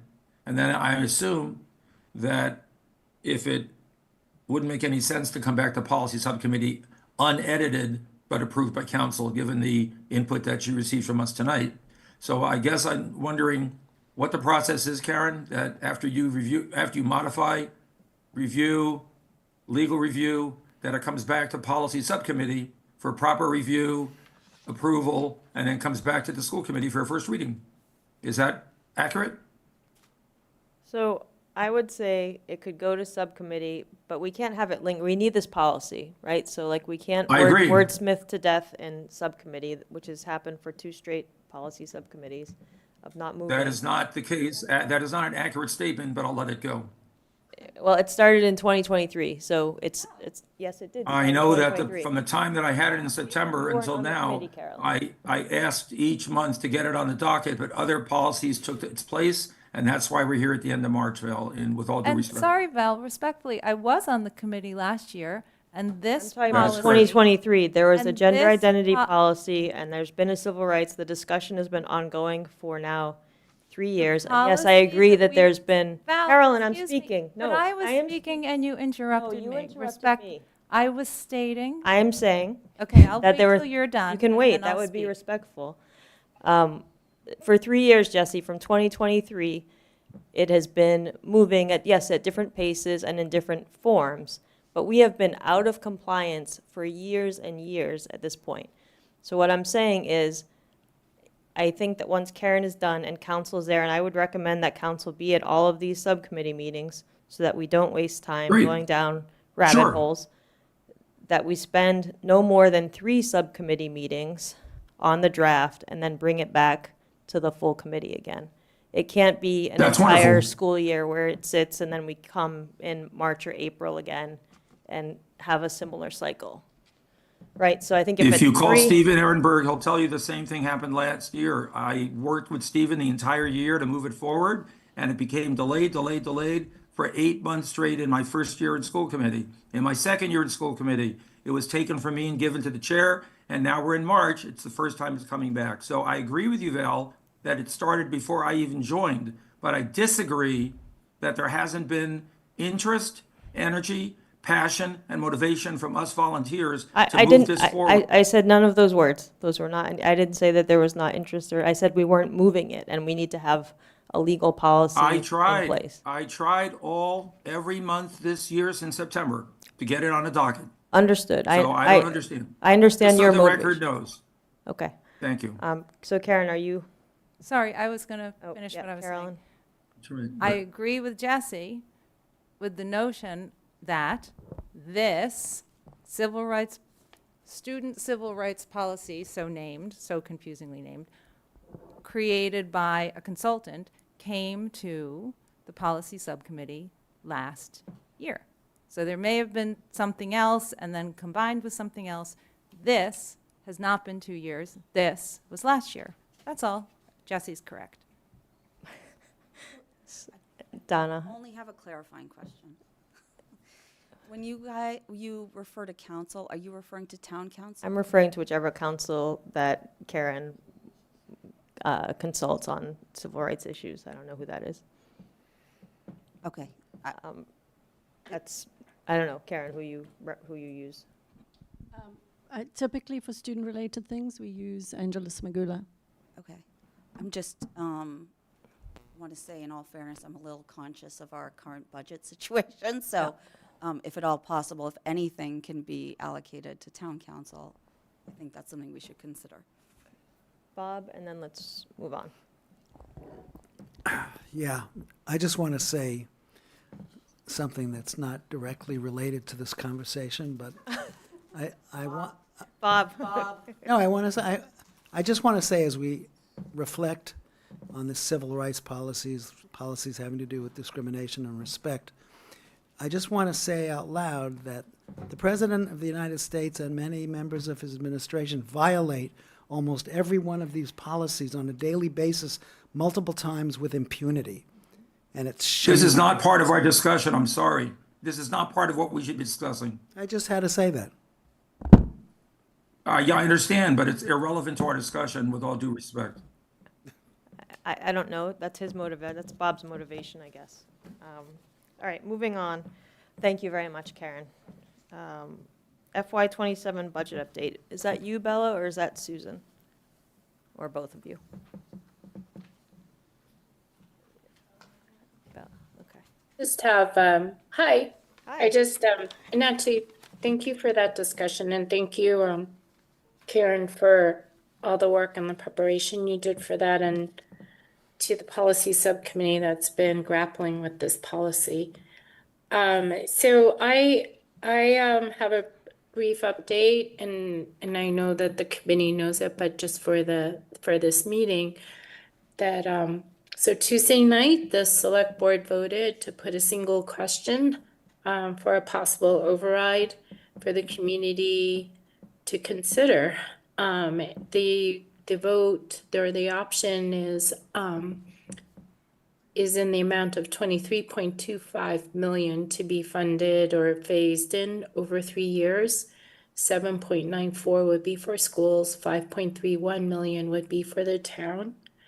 And so I am very appreciative of the select board for making that decision and putting it forth as an option for the town to consider. Certainly there's a vote on May 5th, and it will be for the residents to decide if this is something they want to do or not. And on behalf of the school department, we'll be available for any questions citizens might have. I also want to thank the 60+ budget preparers that contributed to the process of building the budget, including especially the senior leadership team, Susan, Karen, and Robin, and all our principals. We have most of our regular meetings on a weekly basis have been consumed by this process, taking input and making considerations about how we could reduce, but also the impact of different models. I also want to thank the members of the school committee for their support through their participation in the subcommittee for budget and finance, your participation in the revenue and expenditure study committee, the audit committee, and also liaison to the advisory, and all the discussions that you've had with us individually and as a committee. Where we are at the moment represents months of work, and also where we are now represents even longer than that in anticipation at this moment. So the election is set for May 5th. And there's some other things that we're doing in preparation or as follow-up. So part of this is we don't know what the outcome of the election will be. So we have to plan for possible reduction in force or RIF notifications to our staff. In our contract, the deadline for RIF notices to non-PTS staff is May 1st, and the deadline for RIF notices to PTS staff is May 15th. And so we're seeking, we're in conversation with the BU on behalf of the school department, the school committee, whether we could put that deadline for all staff after the May 5th election date. So we're still in conversation about that, and I can update you when we resolve that. I think everyone understands why we would like to shift the dates to after that date. It's so close to the election date, and to receive a notice, even if it doesn't come to fruition, is still a very painful thing to receive. So I just want you to be aware of that. We do have additional follow-up for items related to the Revenue and Expenditure Study Committee final report that was forwarded to the select board. One of the actions was an extension of the CLA report. I just wanted to let you know that all staff have been interviewed, so we finished our interviews.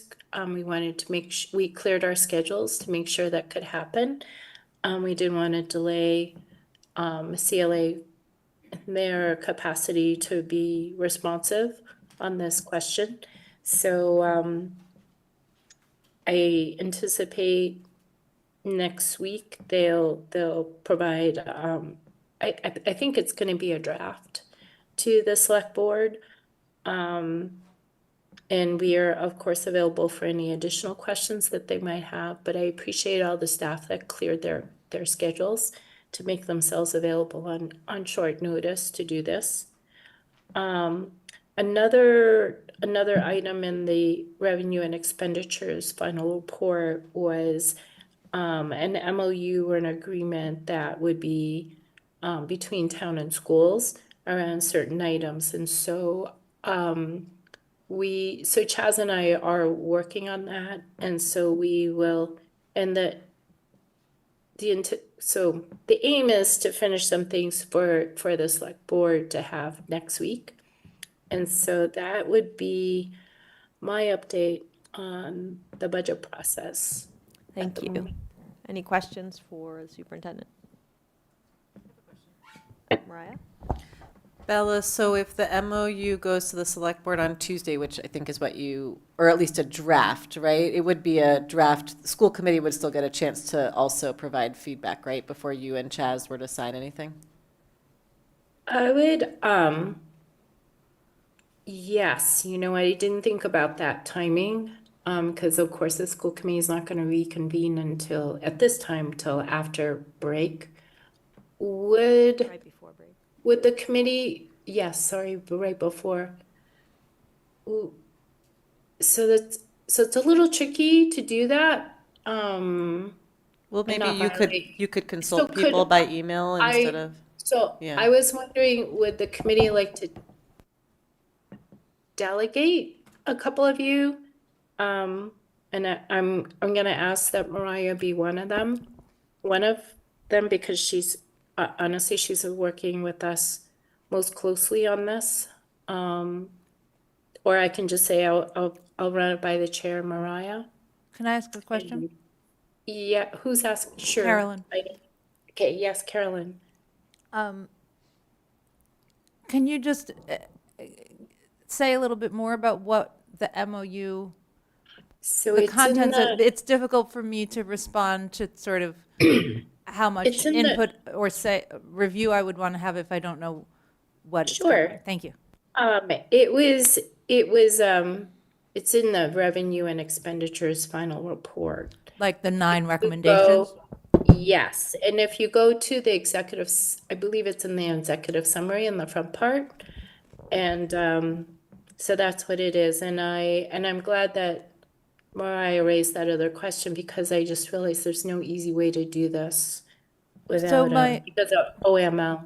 Yeah. My concern would be, sorry, and I mean this, I don't want to delay you or undermine you in any way, but if some of the recommendations, and I don't know them all by heart, are going to involve school committee decisions at some point, then it seems like it could make sense. Or if you're just saying we're going to have an MOU about the 9 recommendations, we can all read it, and it's Yes, not a matter of yes or no, that's fine too. All items will involve the department as a whole, and so you are all part of the department as a whole. So there's nothing at that level that wouldn't get run by the school committee. Bella, maybe I could give a couple of examples just from memory. One of them is, for example, to look at the BEEP tuition and align with expenses to the greatest extent possible. One of them is to work with rec on a pilot of facilities usage. So, okay, just in case, so people get a sense of like. Sorry, I think I wasn't being clear, sorry. And and those are 2 that aren't front of mind for me. I think I was thinking of this wrong, because I think what you're saying, Bella, is that you're going to enter into an MOU because that's what this report is sort of pretty much saying, we want you to do this. And I was sort of saying, well, if there are things that are going to involve us, should we sort of like sign on to being willing? But I don't think that's an option, and that's fine. So it sort of doesn't matter. It's all fine and good. Okay. Similarly, with the CLA report, Chaz and I executed a MOU, and those became sort of a checklist for many bodies that were interested in how we're managing our finance, our governance, and it was a sort of a critical part of building the path toward a possible override. And so it's similar to that. Yeah. And in addition to the things, it's all things that have been discussed in the R&E process. Like, for instance, evaluate, updated school model. One of the things I'll probably do is not recommend that the language is a little different, but I don't, it'll just be going through the list. I'll probably change the language a bit. Yeah. I'm happy if the committee wants to delegate like just someone to look at it, I'm happy to be that person from the school, but or not. I mean, I think that the list itself was relatively clear, and in my perspective, in the same way that Bella and Chaz took the original CLA report and converted it into an MOU that they agreed on as sort of operational and practical and feasible, I assume you're going to do something, the 2 of you will work together to do something similar to sort of take what's written and move it ahead the most operationally feasible way you can. And then sort of beyond that, like, that's sort of the best we can And ask we for, I don't would need think. to approve it. Last time we did, but, No, I don't think we did. but I- Bella just signed it. no, we came to committee, I did. thought, I don't remember if we voted to It support did. it, but I'm pretty sure we did vote to I think I absolutely shared it with you, Yeah. and my miss was, yeah. sorry, my miss was I should have had it ready for you to, but then actually I don't think we could have done it because I still have to do the back. There was a lot of prep work for Tuesday night, and so Chaz and I were kind of like, we got to do this, and we didn't think about doing it before tonight, so I wouldn't have been able to give it to you for tonight because I have to work with Chaz on it. And now I realize that yes, it has to go to the select board by next week. Is the agreement, though, between you and Chaz, or is it between PSB and the town, or is it between school committee and PSB. select board? ERC wrote all the above, they wrote everything. Because you and Chaz signed the CLA MOU, right? We did. But we didn't sign anything that I hadn't received consultation on or just a look. So anyway, if I could at least consult Yeah. with a couple of members, and it's only because of open meeting law that I can't do it with all of you. So just so you understand, even if I consult with each of you individually, that still is that I think that's like a sequential. I don't know, but I defer to Val. You're not an elected official, so I think that would actually be okay. It's okay if you do it, you just like, yeah, you can do those things. Okay. I But mean, you it can't may say not be like, practical. hey, Mariah, Yeah. Val said. Exactly. Right, that's what you can. Val, Well, actually, I think she Suzanne, can and do Sarah that. said. We can't say to each other, like, I can't say Carol and Andy said. You know. All I right. say this and I mean this I'm totally supportive of this. I would be interested in seeing. I mean, it's a big document, so I'd love to. Well, the see. MOU is a very little, but it does I just have mean to be important. done. Yeah, but we have to have it done soon. In fact, I was gonna try to. We don't have much time. Well, if you're looking for a couple of people to show it to, or if you're intending to show it to everybody, I'm just saying, I'm interested. Got it. Okay. Okay. That was the last of the update. So again, these are things to follow up on. Thank you. It was worded that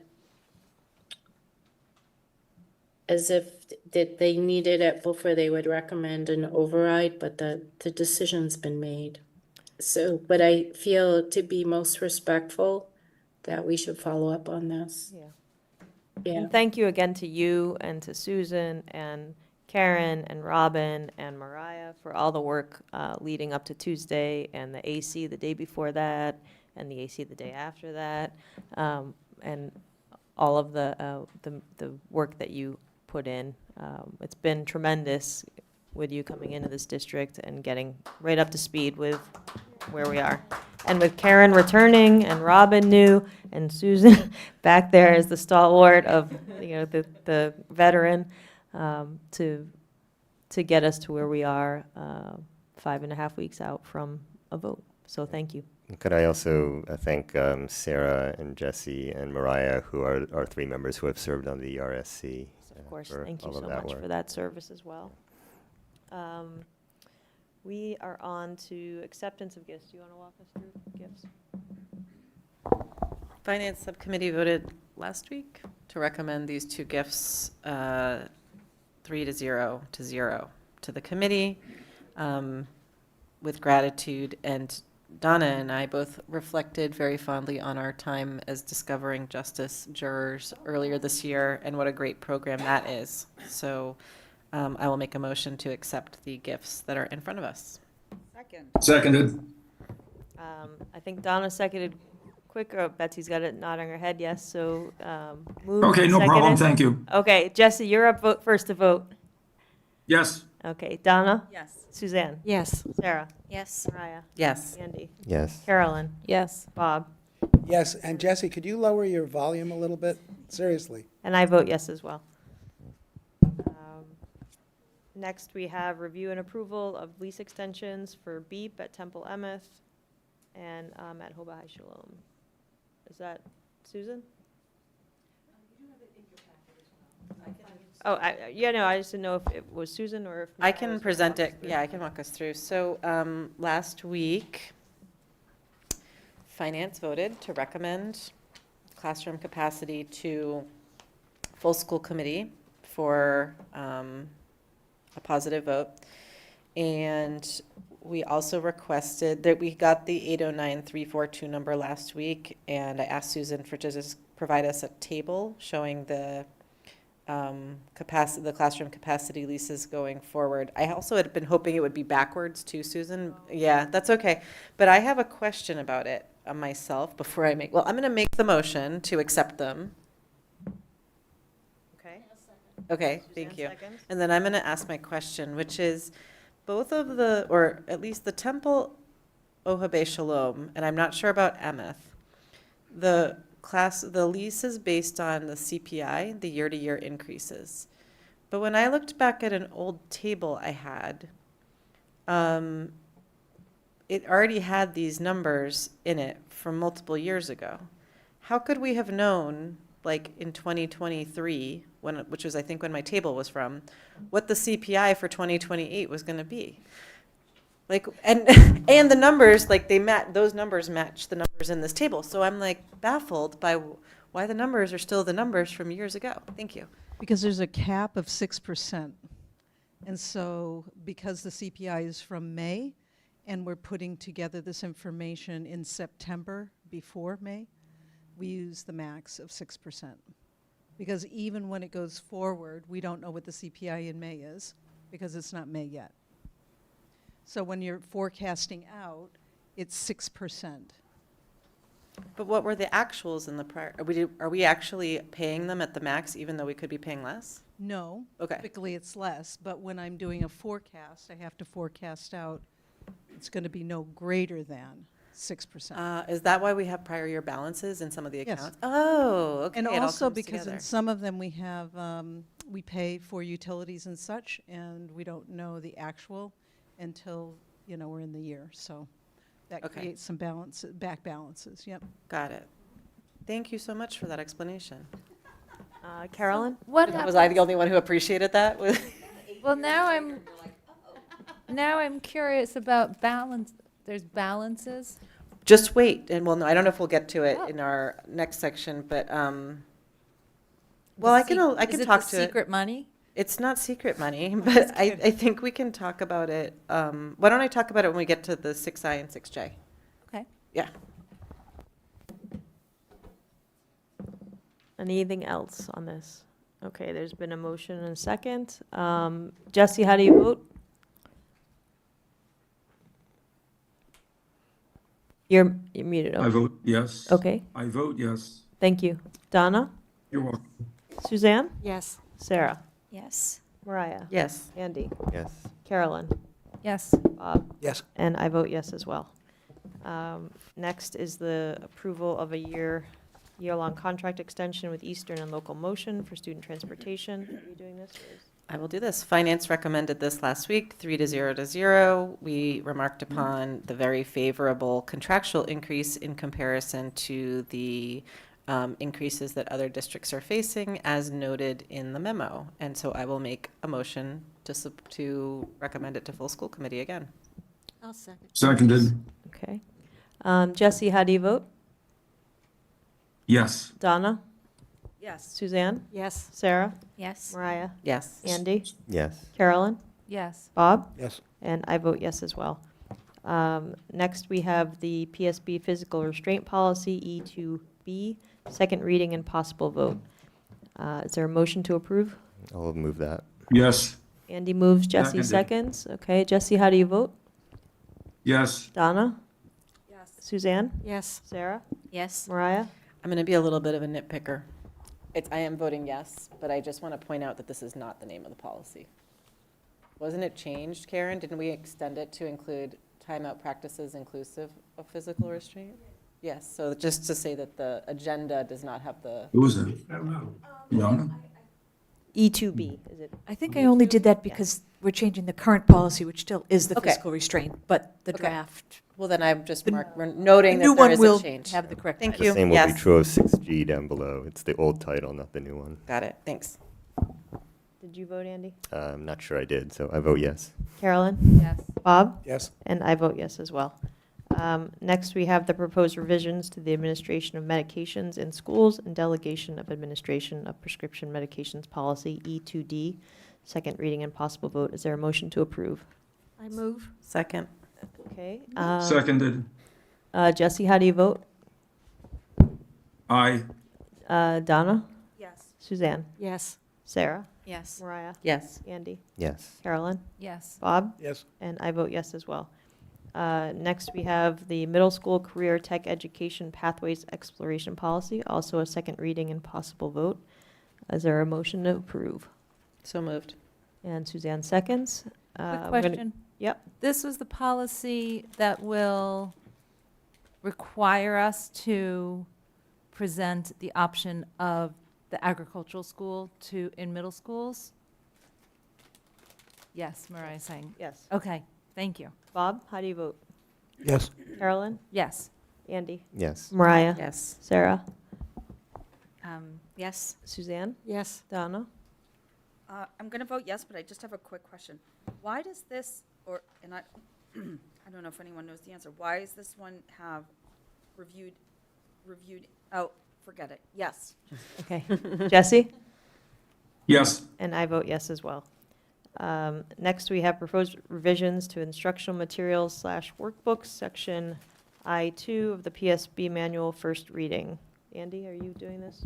Sure, I can talk a bit about it. So I'll start by thanking Jesse and Robin, who both made major contributions to drafting this one. You'll note that the title is new. It's Curriculum and Instructional Materials. So what this is doing is, combining those two topics into one policy. And it's proposed as a replacement for the current section I2 of the policy manual, which currently runs 11 pages. So you'll see that this is a little over a page. Those 11 pages consist largely of very detailed procedures, some of which were last reviewed in 1978, others of which were last reviewed in 1990. So what prompted us to revisit this section right now was the school committee's passage last year of the resolution regarding MTA materials on the Israeli-Palestinian conflict. So when we went back to it, it seemed like a good idea to just take this opportunity to rationalize that whole section. And so in the version that you have in front of you, the two of the goals at least were, number one, to delineate the role of the school committee versus the role of staff in both of these aspects, selection of instructional materials and curriculum development and adoption. And the second goal was to distinguish policy from procedure as clearly as we could. So the subcommittee discussed this draft, or something very close to this draft, at our last meeting, and it recommended it to school committee by a 3-0 vote for a first reading. I've made some minor changes of wording since then based on the discussion that we had in subcommittee. Questions or comments? Donna? I have questions. Andy, can you talk, would you be able to, I didn't watch that subcommittee, I'm sorry. Would you be able to talk a little bit about whether curriculum review is meant to be incorporated in this, or it's still a standalone policy separately? So was there a standalone curriculum review policy, or was that a procedure that was part of this section of the manual? So there is currently, I can't exactly remember, but there's definitely like a lot of super outdated mention of. Is that the library and things like that? Like we have to deposit materials with the Brookline Public Library there's also, and such things. And I don't know if it would fall in, I think it might fall somewhere else, like where students. Yeah, Robin's up, Robin's so she students, may be able okay. to answer Okay, this, great, yes. thank you. So Donna, is your question about, there was a lot about procedure, about how we go about reviewing curriculum that was in there. Is that what you're referring to in the current policy? I think what I'm asking is, this is very streamlined, and there's nothing in this proposed policy that talks about, or makes any mention of like how frequently curriculum once adopted would be reviewed, or if school committee would be included in like any substantive updates. Like, I'm just curious where that falls. I think that the language around substantive updates is in there, in what we've been working on, correct, Andy? Yes, it is there. Yeah, that is, 'cause I don't have it up in front of me, but. The second and third paragraphs of section 1(2)(a). Oh, okay, got it, thank you. But you're right, Donna, the existing has sort of like stuff about frequency, I think. Right, and so that would fall to procedure. And so I think the line in here is around the role of the superintendent in ensuring that there are procedures for curriculum review.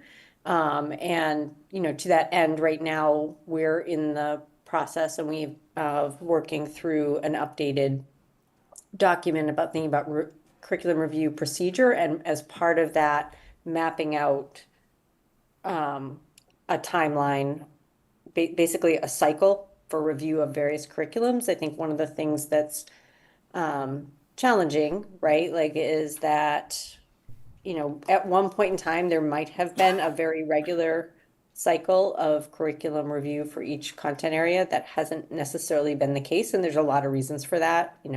New standards come into play, and you have to suddenly shift your focus to a content area that may not have been scheduled.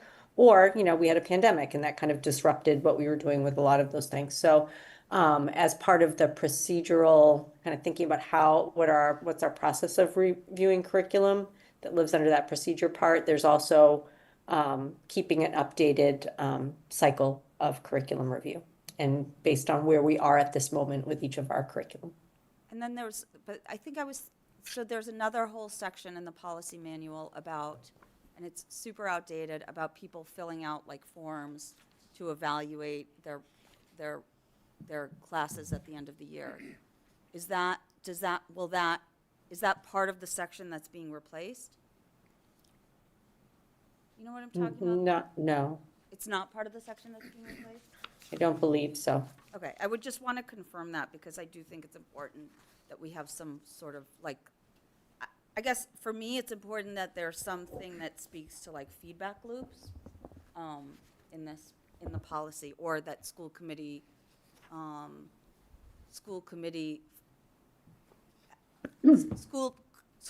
emphasizes the importance of feedback loops. Yeah, so this does, I think, fall under procedure in this policy that's in front of us. So there's a mention of this in the last paragraph of each of the two sections. So the superintendent will develop procedures governing, among other things, guidelines for community participation in curriculum development. And then for the second section, we're also anticipating that there will be inquiries and requests from the community regarding instructional materials. So it's up to the superintendent to develop procedures to handle those as well. No, I understand that, Right. but from a policy point of view, Yeah. I think it's important to emphasize feedback loops. So that's my opinion. Are you saying about these are not students? feedback loops, or What? we maybe understand feedback differently. This is about community input, requests, inquiries at all stages, right? Curriculum development, curriculum adoption, and regarding any instructional materials that are being used. Okay, I don't understand, I wouldn't understand community participation that way. So it's like, for me, that's not what that means. But, So yeah, what do you mean by feedback loops then? I think that there's a piece that's like, there's something missing in here. I have to go back and look at the policy manual. Are you talking about student evaluations of their classes or something else? I'm talking about all mechanisms of feedback loops, whether it's systemic, more Yeah. systemic, or it's individual feedback. How is that incorporated into revising curriculum, or from a school committee perspective, that is important to me, that our decisions continuously be based on, be data-driven and reflect continuous feedback loops. So I would like to see something like that in the policy. I understand that the practice or implementation of that falls to the superintendent, but that would be important to me. I still am not understanding how it's not already there in the wording of those areas, right? Because to have that there means that the committee is anticipating that these situations will occur and need to, we need a way of incorporating these things into curriculum development and into any deliberations about materials. But, how that gets handled is procedure. Andy, you're saying that the sentences about the superintendent will develop procedures Yes. is inclusive of what Donna is speaking to? Well, it makes me think that I'm not understanding still what you mean by feedback loops. Like, what does it mean if not community participation, I guess what I'm inquiries, saying is, requests? let me say it differently. Yeah. Try to say it differently. When I look at school committee policy, I like when the policy states our vision first. And I don't really see any of that here. Like, our vision is blank. Like, our vision is that our curriculum will be based on data, focused on our educational goals, whatever our vision is. To me, I would like to have another couple of sentences around that. And part of my vision is that our curriculum is continuously assessed and continuously improved. So what about the first sentence of the policy? Okay, so for me, there's still a piece about feedback loops that are missing here.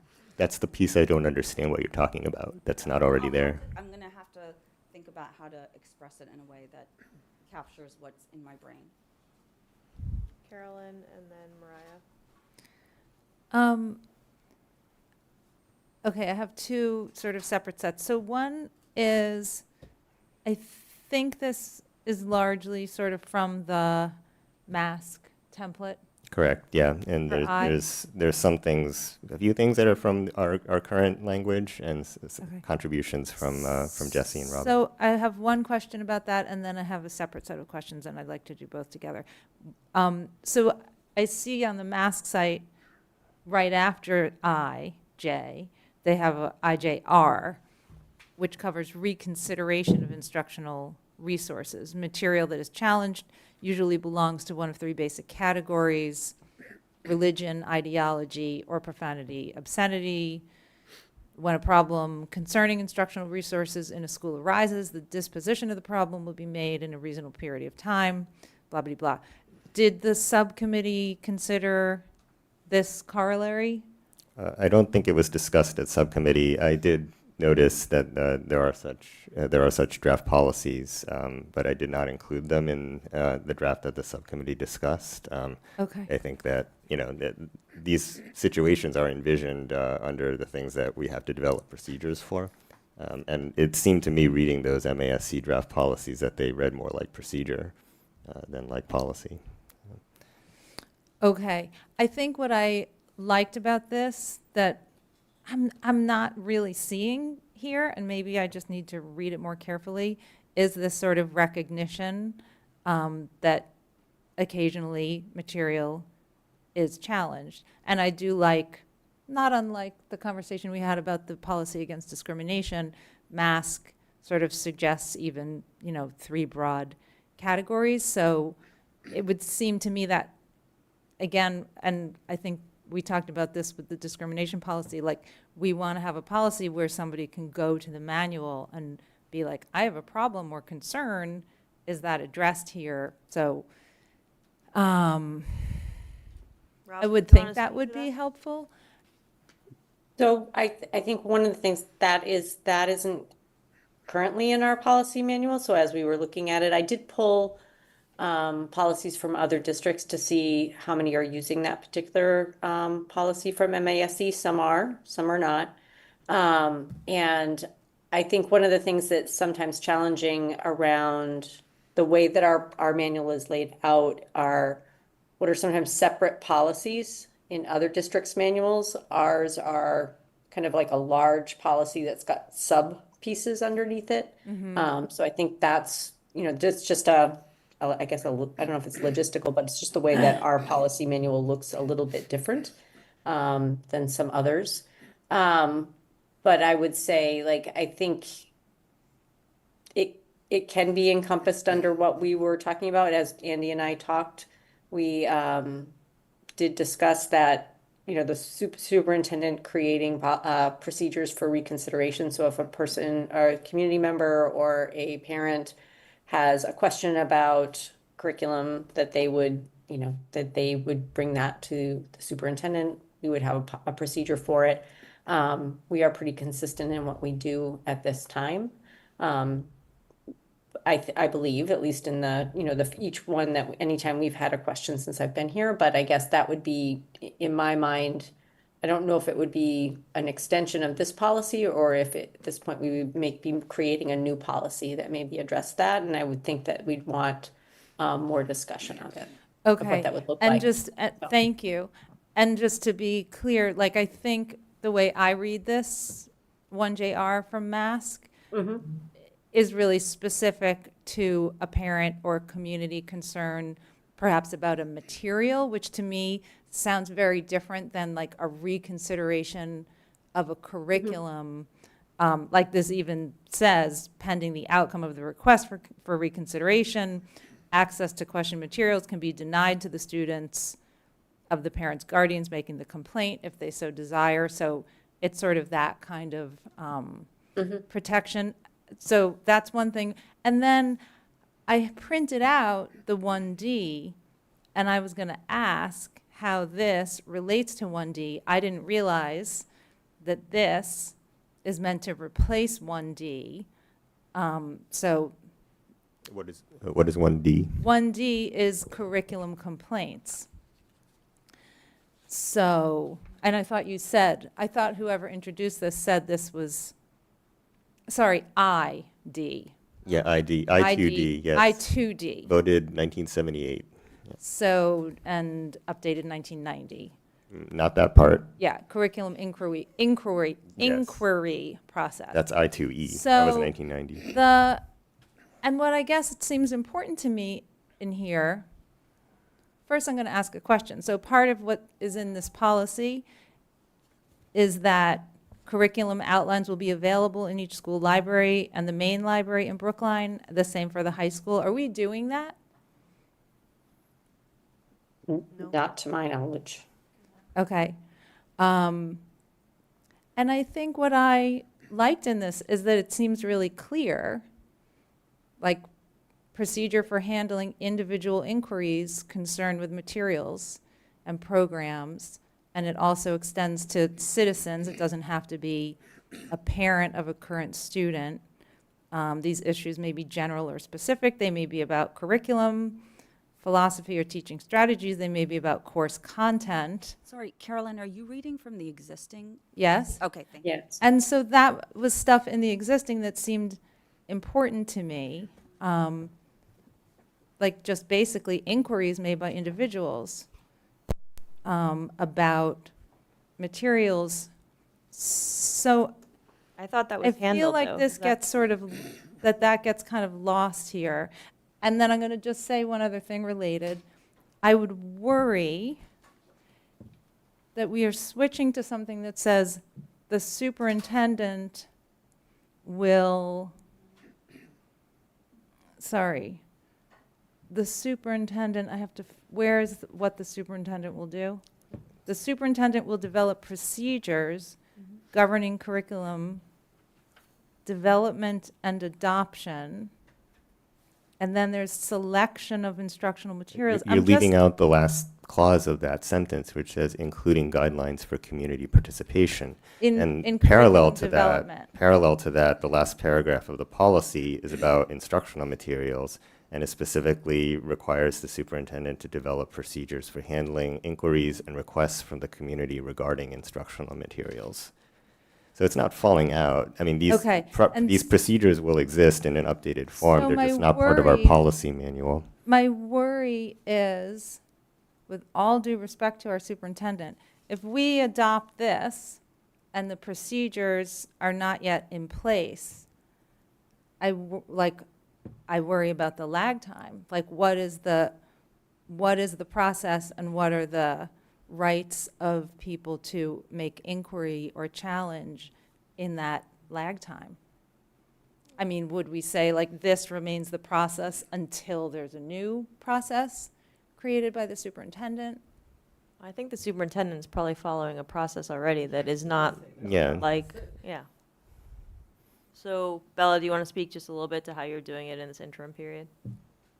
I'll defer to Robin and say what we're doing at this period, but in terms of like coming up with new protocols, we probably would defer to do them over this, some of the summer planning and work that we would do then.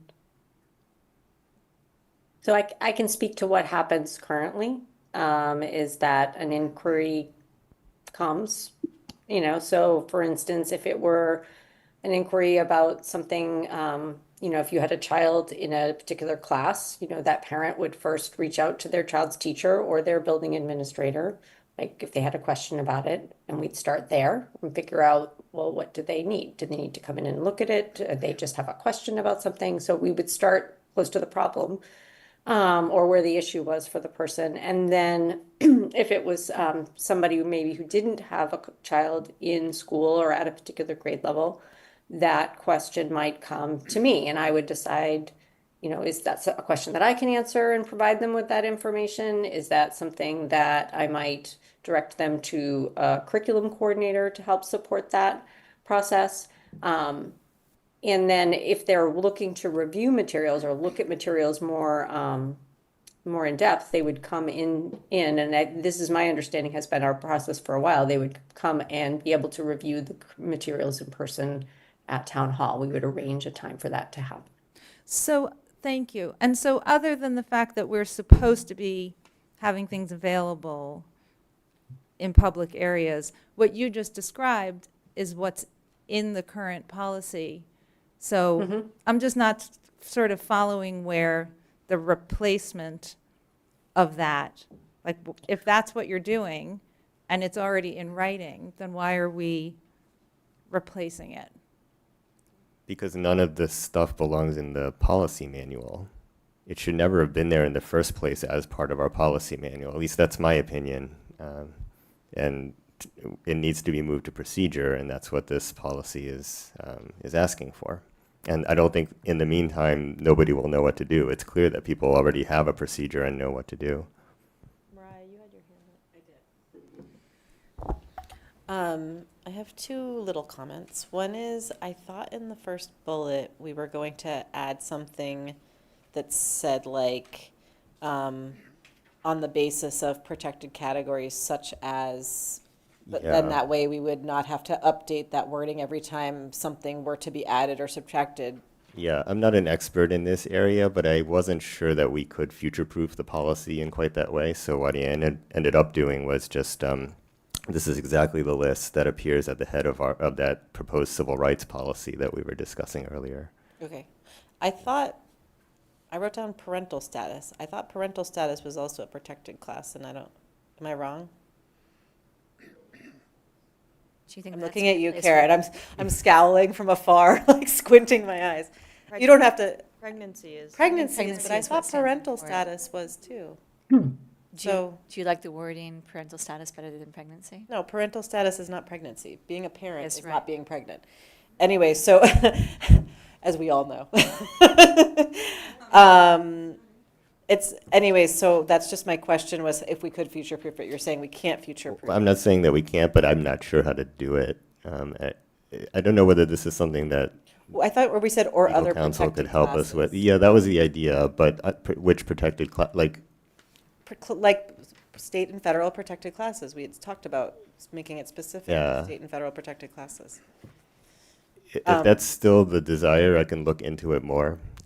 I really would I- like us to like, and this is part of this talk, this is like the idea of policies should survive. Policies shouldn't include specific people's names in them who are holding a job, right? Like the draft policy had Karen's name and you know, a certain title, like, it's great, but like that doesn't belong in a policy. Specific things that can change, like shouldn't like we should try to future-proof it to make the policy stable, even as the practices vary, because otherwise policies have to come back. So I'm just saying that I had thought we were going to do that. Then the other one I thought we had talked about was making the last one more like the Wellesley model, but you didn't. Well, I incorporated some language from Wellesley. What I did not incorporate was the notion that I don't have the Wellesley language in front of me. Okay, but there was this idea that when you're teaching about a controversial topic, then you need to have materials expressing like all points of view, right? What I really am afraid of doing is opening the door to. No, that's not what it said. Okay, I just want to read it again. If you can read the language. Yeah. When materials advocate for a specific ideology or side of a controversial issue, they must be part of an overall curriculum that presents various ideologies or sides of controversial issues, so that students have an opportunity to develop under guidance skills in critical analysis and in making informed judgments in their daily lives. There's not an all sides to Okay, this. It's various. but that language to me sounds broad enough to allow anti-vaxxers or creationists to demand, because in some people's minds it is a controversial issue, that those materials have to be represented, right? So I understand very well, and I agree with what this is meant to accomplish, but that form of words to me, it's just like the way the MASC version of this has balanced views, which I thought, again, opened the door to things like anti-vax and creationism, and that's what I don't want this to protect. So that's why I didn't end up incorporating the Wellesley language in that form, although I did put in something from Wellesley there. Okay. Bob? Yeah, speaking as the historian of our school system around the table here, I just want to, I just want to say that the whole concept of curriculum inquiry and curriculum review emerged from the controversy in the early 1990s when the Social Studies Department eliminated or proposed to eliminate AP European History, and the community, many members of the community got upset, and then we had a task force on teaching of history in the school. But what happened, the big picture, what happened after that controversy was curriculum inquiry was created and implemented, and so was curriculum review. They were two different things.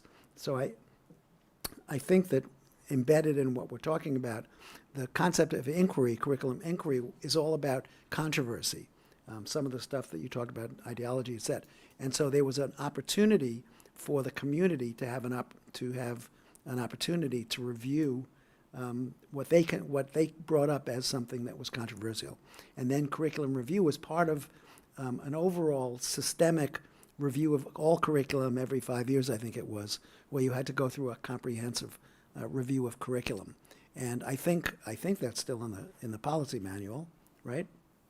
And also part of that, and Mariah, you may remember this or not, as part of that part of the recommendations of that task force on curriculum, students were expected to evaluate their teachers at the end of every course, and the evaluations were only to be seen by the teacher. Do you remember that? You don't remember that? Because I remember seeing, thousands of pages. Did you see my evaluations of my teachers, Bob? I'm just being silly. The evaluation of your teacher. No. Framed on his dining room wall. Okay. Students filled out evaluations on the course. It was great. It was a pretty comprehensive thing, and only the teacher could see it. So it was for the betterment. It was for the improvement of the teacher. That's what I was referring to. I know. I think it's still in the policy manual. Yes, it is there, yeah. And we I don't should think, say that I a don't lot think of, it's done. That's what you meant, Donna, earlier? Yes. Oh, okay. we should also say that a lot of teachers And there's do that, actually the just template for the evaluation Yes. Bob is talking about is actually still in the policy. It's there. Yeah. Things that should not be in policy. Right. So Mariah, why didn't you evaluate teachers? I don't know. Anyone else? Donna? I've forgotten what I wanted to say. Oh, sorry, go ahead, John.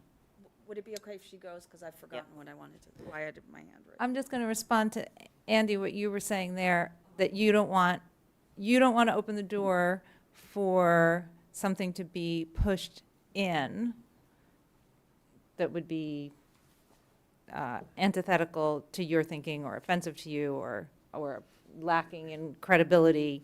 I guess I still feel like what's missing here, and again, going back to like, and it happens all the time, right? There are concerns. People have concerns about things that, anything. I've gotten emails from kindergarten parents through 12th grade parents, and I would imagine you do too, Robin.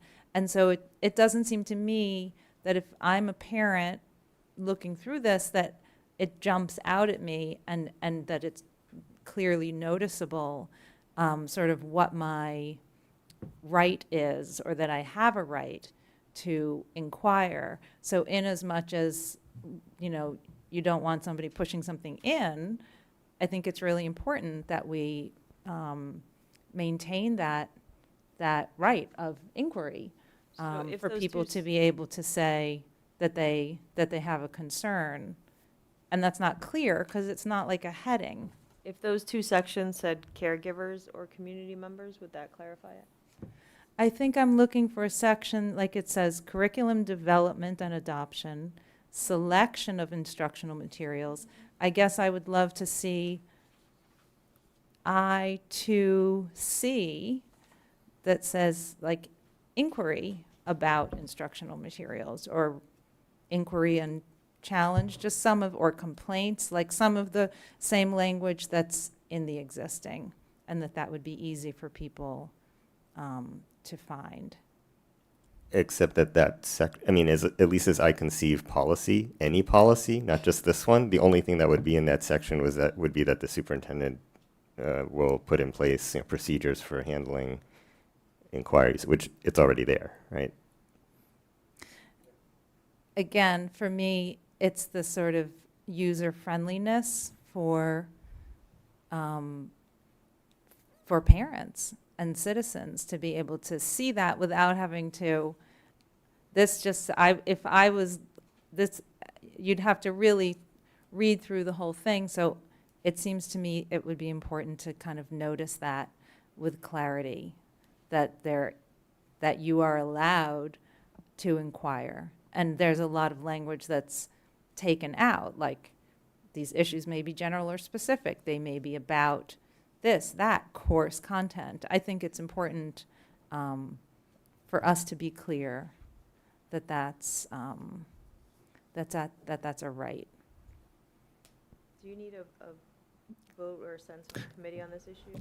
I guess so, because I disagree. I think that the way it's written is totally adequate to perform that task, but.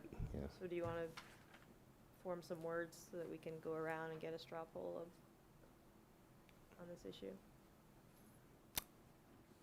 The issue of adding more or not adding more? Yeah. Can we Whether have a it's little bit procedure more or policy, discussion? I guess. Suzanne hasn't talked yet, Yeah. and she had her hand up. Suzanne, sorry. Well, I was just wondering, to Carolyn's point, would it be possible to put a reference or a link to where they would go to find the procedures? Like a hyperlink. Yeah, hyperlink. Mm-hmm.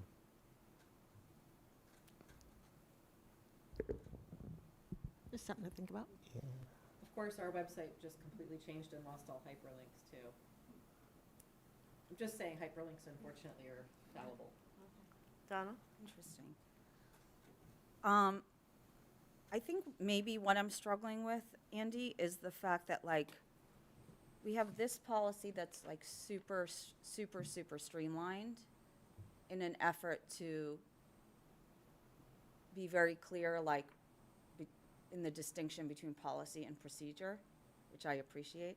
At the same time, like we have this policy that is like the exact opposite end of the spectrum, and I'm not, and so. If it were up to me, I would give that policy a similar treatment. Do the Andy Lou treatment to this, yes? If I were around longer, but.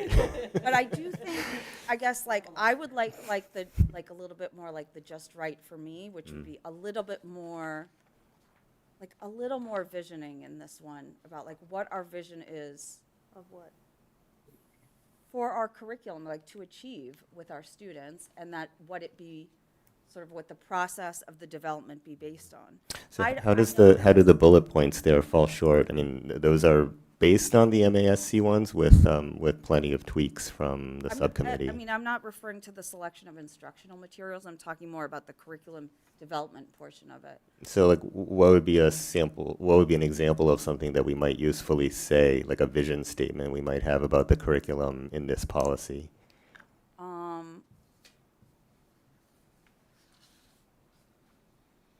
I would have to get back to you. Like, I'm not, like, I know Mariah can just pull these things out, but I have to think about that. To me, like, there's just like, it's so, there's a little, like, there's something missing and I can't quite put my finger on it. Do you have enough to come back for second reading? Or? No, 'cause I don't. And mainly because I don't, I don't agree with many of the proposed changes, so. Mariah? My question is to Donna. Donna, when you're thinking about a vision statement, does some of the qualities of the materials achieve that for you? Or is that not the kind of vision, like the bullets, do those help you think about the vision? Or it's even like a step above that level of curriculum?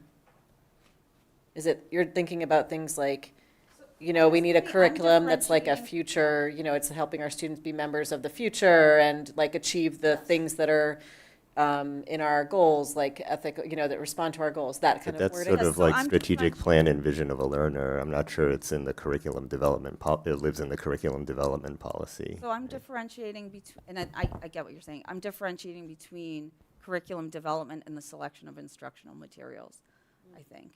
So Can I offer something? Sorry. Yes, please. I wonder if what you're referring to is actually part of the curriculum review and development process. And anytime you're beginning that process, you're doing a little bit of self-study and you're also visioning for what you're looking for. So for instance, if you're moving to adopt you're reviewing your mathematics program and you're looking to adopt new mathematics materials, I'm just going to say K-8, let's say, or K-5, whatever it is, part of that initial work in that process of selecting materials is considering a vision for like mathematics instruction at the K-5 level. What are you looking for? So I guess I wonder if for me, if part of it lives in that procedure of the review and development process versus because that vision can change over time. And so when you say that vision can change over time, what are the core values driving that vision? That vision is changing over time because we want it to achieve what? I don't know. So if you're, for instance, I mean, again, it could be that maybe there's been a shift in practice, maybe research in a given area around how kids learn certain things have updated. So if you're doing a major review of your curriculum to, like, as Bob said, every 5 years, over the course of a couple of cycles, what that vision for what instruction may change. But checking in on that vision should always be part of the process. So that's helpful, Robin. Thank you. Because I think even just a sentence about like the fact that we have constant adaptation and development of the curriculum is necessary if the district is to meet the needs of its students. But constant adaptation and development of the curriculum based on, like, to me, I would add something like constant adaptation and development of the curriculum based on best practices or current research or outcomes or, something like that. Okay. That makes sense to me. I understand that. I actually followed these conversations very closely, even though I'm not on policy. And I think what I was listening for was that there was going to be a lot of teacher autonomy in what we decided on. And I also remember that when the consultant came in to advise us about writing policy, that they did say to go shorter and like to leave out the procedure part. So I thought that, just to speak to the other side, there's a lot here that reflects the conversations that were had and is really good language to make sure to keep. So, we do talk about our educational goals. That's something that the school committee has under our purview. And that really, to me, is communicated in the critical reading and thinking, promote analysis, stimulate growth and factual knowledge. You guys can read it all, it's all here. And then when we got to the point of, there was that conversation that you guys had about people coming in to look at the curriculum and saying that this didn't really go into this policy. And so I thought you guys, it made sense after that conversation not to have it in here. And then I really like multifaceted treatments of international, national, and local issues. So I think there's a lot here that reflects the conversations that were had at policy that, I feel very good about this as it stands. Yeah, thanks to Jesse for that word multifaceted. I thought that really captured it. Mariah, are you on policy? I am. Oh, okay. Thank you, Andy. I'll raise my hand. Go ahead. So, again, just to be specific, I would have loved to see some, like a combination of some incorporation of the mask template IJR, and sort of to try to answer your question specifically, Andy, like it just, so it's curriculum development and adoption, selection of instructional materials.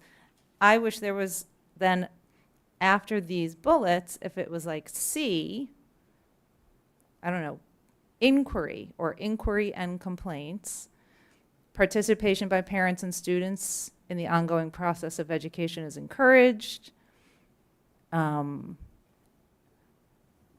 And then, there are procedures for handling inquiries and requests from the community is pretty broad. I would say, I would love it to say parents and citizens, and then sort of referring over to. And my other Yeah, what about question, non-citizen will residents? the language stay the superintendent will develop after they're developed? Or is that just like generic language that means there are procedures? Yeah, I think of it as generic, and it's not implying that there are currently no procedures. Okay.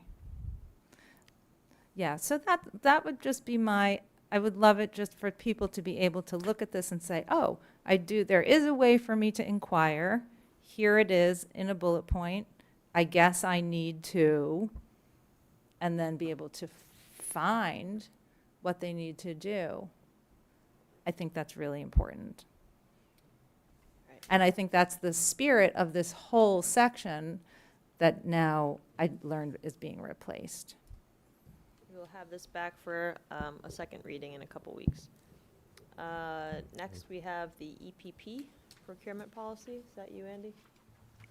I can say a few words about it, but give me a second just to jot down what was just said.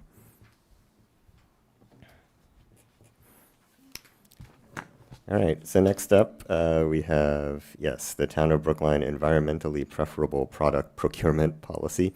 So we have a long and detailed memo here from Alexandra Vecchio, the town's sustainability director. She came to policy subcommittee to present this draft, or it's not even a draft, it's pretty finalized. The reason the town needs to make some revisions to this policy is simply to remain eligible, in order to remain eligible for some state level grants. And I just want to be clear that this is not supposed to be incorporated into the PSB policy manual. It's simply going to be part of the town's policy manual, and they would like the school committee to express its support. Yeah. Although we did reference it in the section G. Yes, when we did the fiscal policy last time, we already incorporated a reference to this. So. Okay, yeah. so I will move that we support this policy. Second. Bob, how do you vote? Yes. Carolyn? Yes. Andy? Yes. Mariah? Yes. Sarah? Yes. Suzanne? Yes. Donna? Yes. Jesse? Is Jesse still there? Yes, Hineni, I'm here. Yes. And also Hanani, and I vote yes as well. Thank you, Val. Thank you, Jesse. Next up, we have FY27 repair maintenance budget request. Yes. Okay. So in January at Finance Capital, we had a presentation or a discussion of the building department budget with Charlie Simmons and Charlie Young joining us. Charlie Simmons, thank you. Charlie Simmons, who's the Director of Public Buildings, and Charlie Young, who's the Assistant Deputy Town Administrator. I don't know what Charlie's title is, something like that.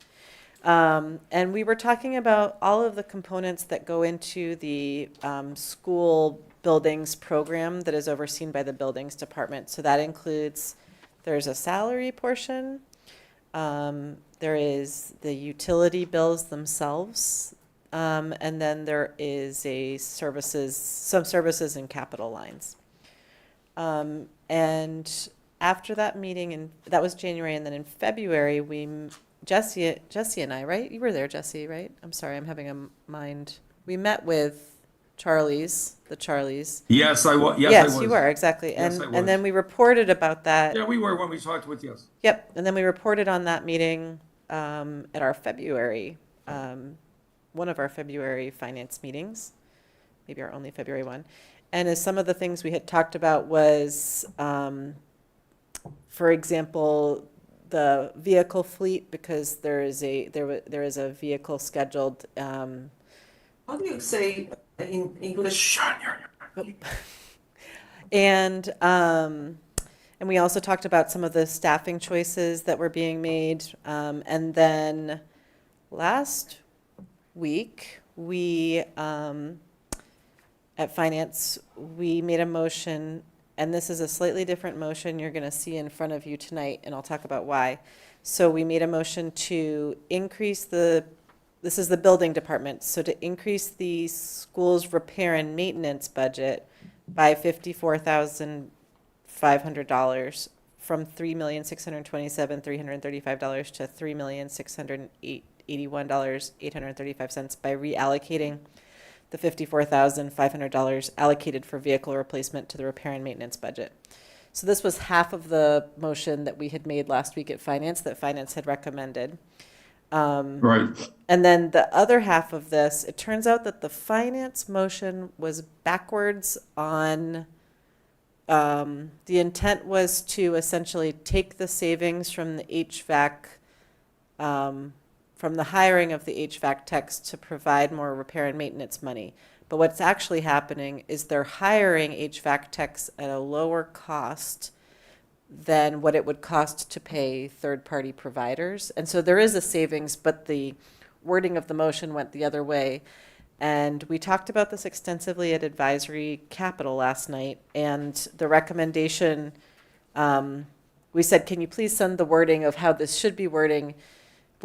And basically it boiled down to it's better that we just sort of support the hiring of the HVAC techs than there's like so many complicated ways to handle the dollars was not worth trying to do that. So we'd essentially be creating those two positions and they would go into the budget?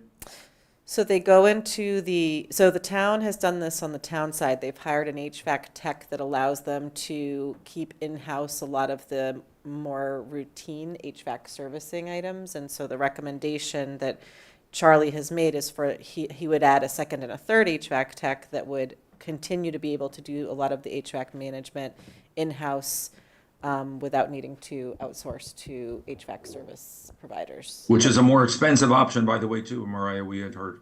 Yeah, that's why it would save money. Well, Exactly. does it though? It does. What about on health insurance and everything else?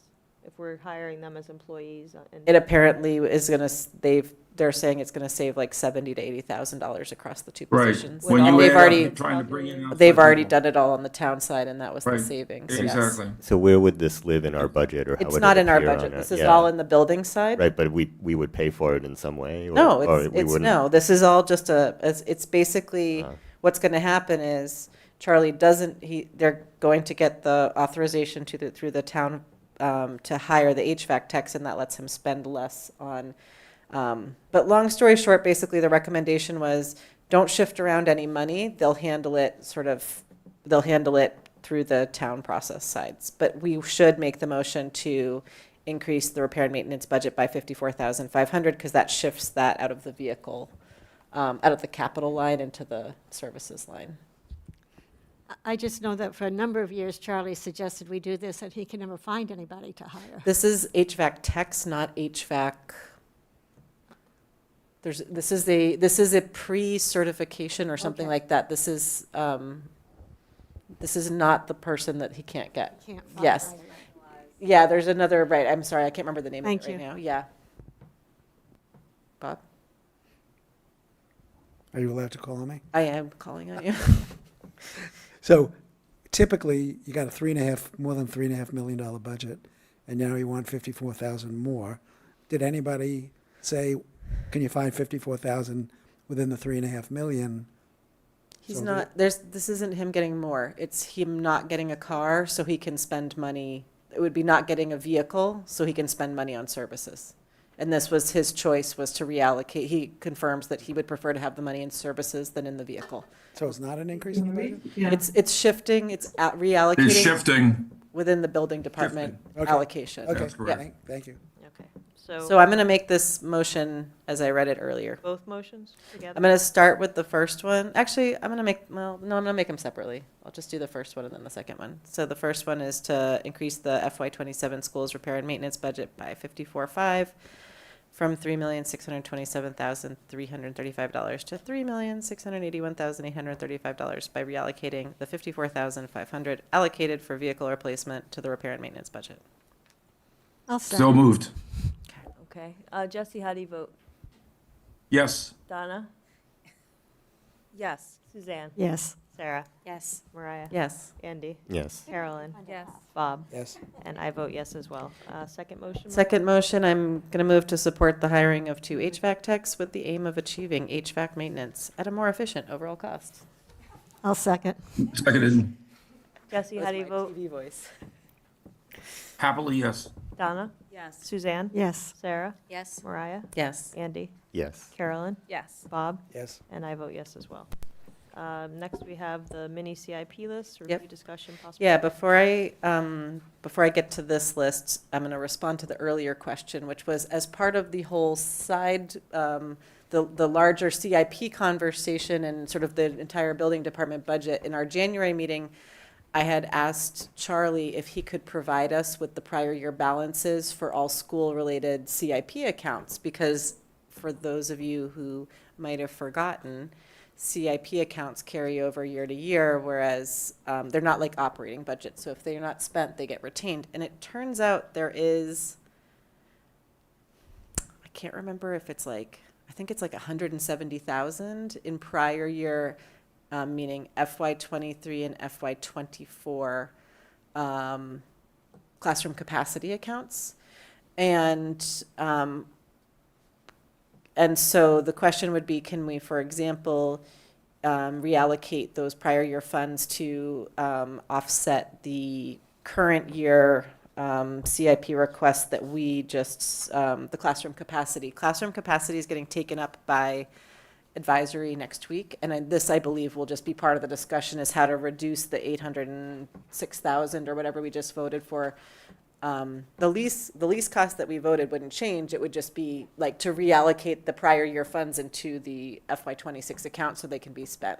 How do we end up with a balance on leases? Well, this is what Susan was talking about, is when they forecast, it's out of cycle, so they forecast at 6% and they do an estimate of utilities, but if the actual cost comes in, then it ends up, and it's like, some of the accounts have like 8,000, one of them has like 130, it's just, it's, yeah, so it makes sense that there's just those balances that Sorry, have I accrued. guess I wasn't listening. Well, it makes carefully more enough. sense when you Until realize. she said balance. Then my ears- So that's, so then going back to this spreadsheet that you all have, so in the past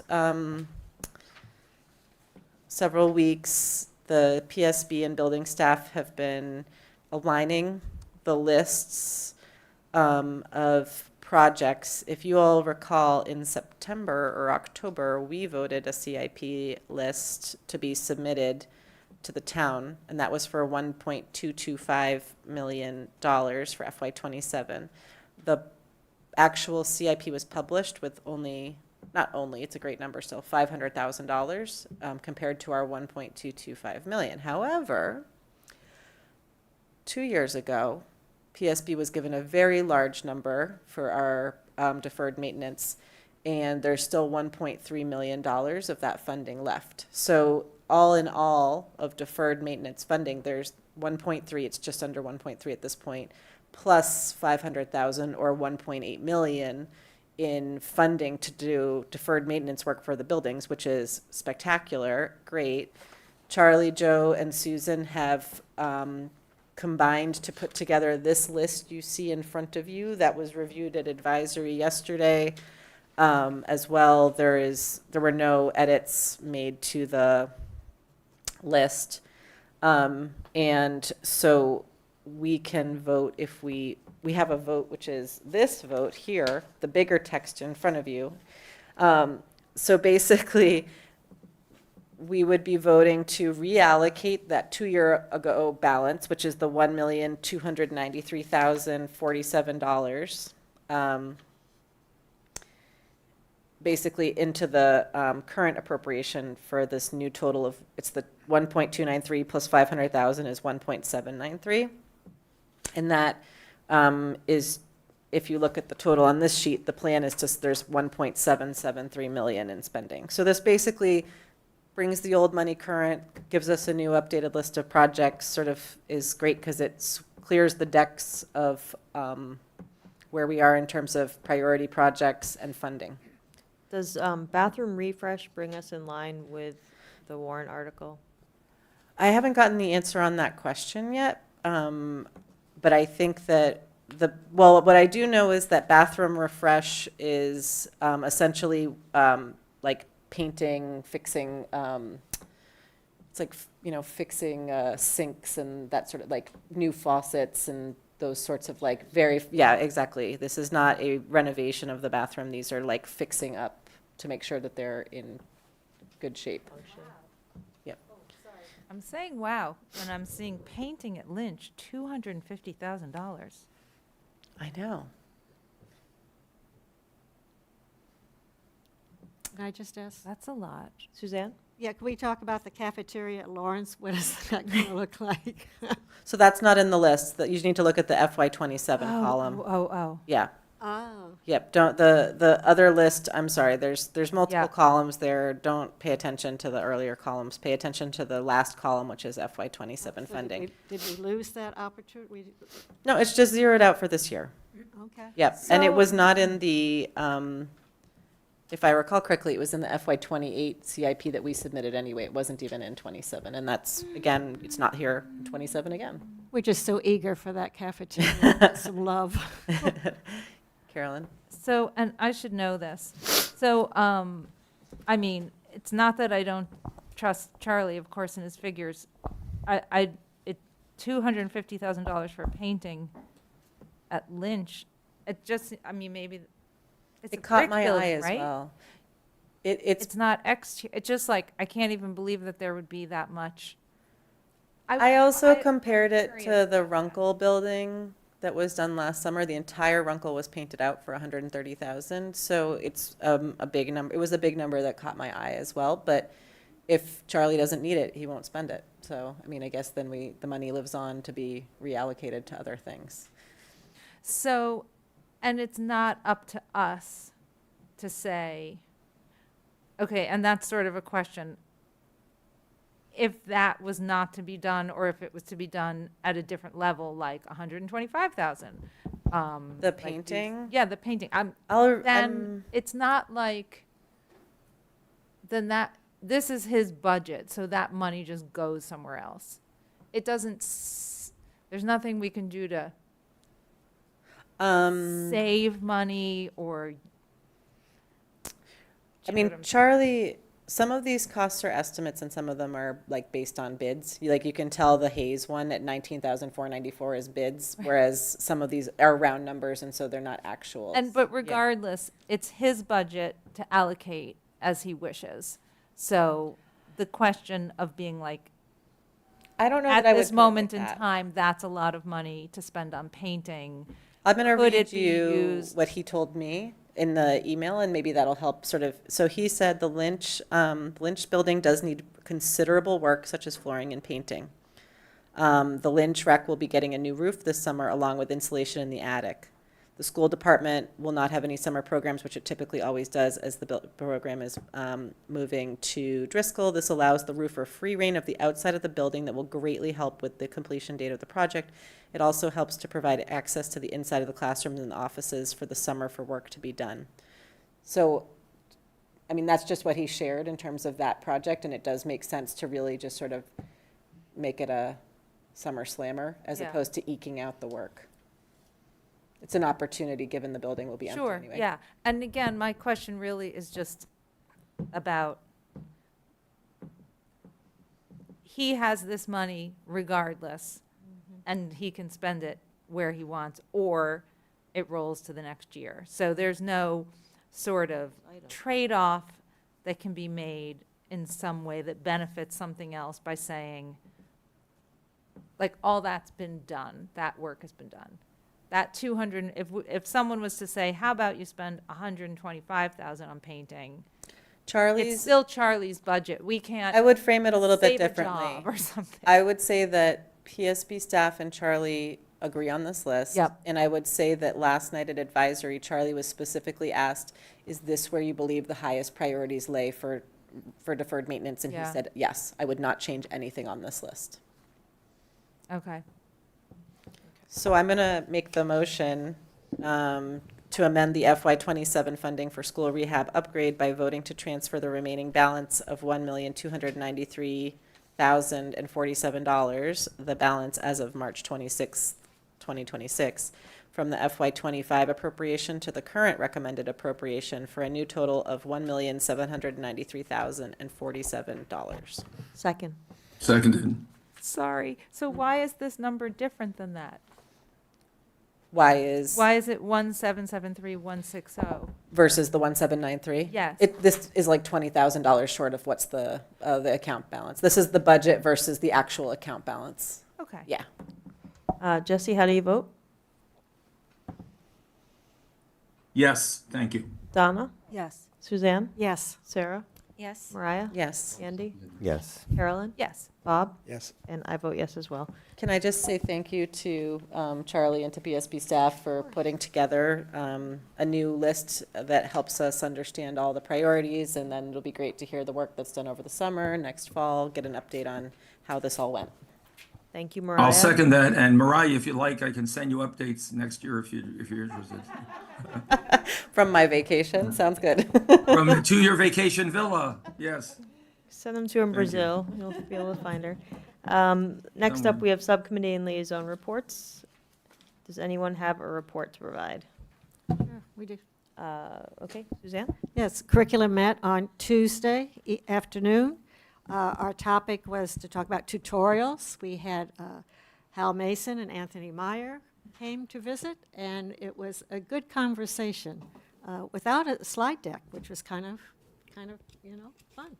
So we talked about 4 plus the 5th assignment instead of 4 plus 1.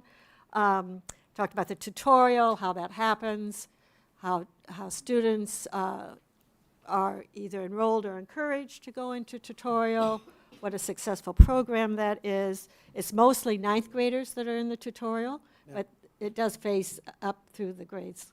Well, that's what he said, right, Carolyn? No, Bob? no, no. Mostly 9th graders. Tutorial? Yes, that's what he said. I thought it's 9 through 12. But It is 9 through 12, but most of the students are 9th graders. Really? I'm surprised. Okay. I didn't hear that. Okay. And by having tutorials, it gives the 9th graders in particular a really good head start, a lot around executive functioning skills. And they believe it results in fewer students needing special services as they go through the grades. So it was our conversation, and it was a good conversation. Thank you. Any, Donna? Yes, this morning I am the steps liaison from school committee. So I did attend the STEPS board meeting today and had the opportunity to learn, to watch a really to listen to a really interesting presentation on how they're closing some of the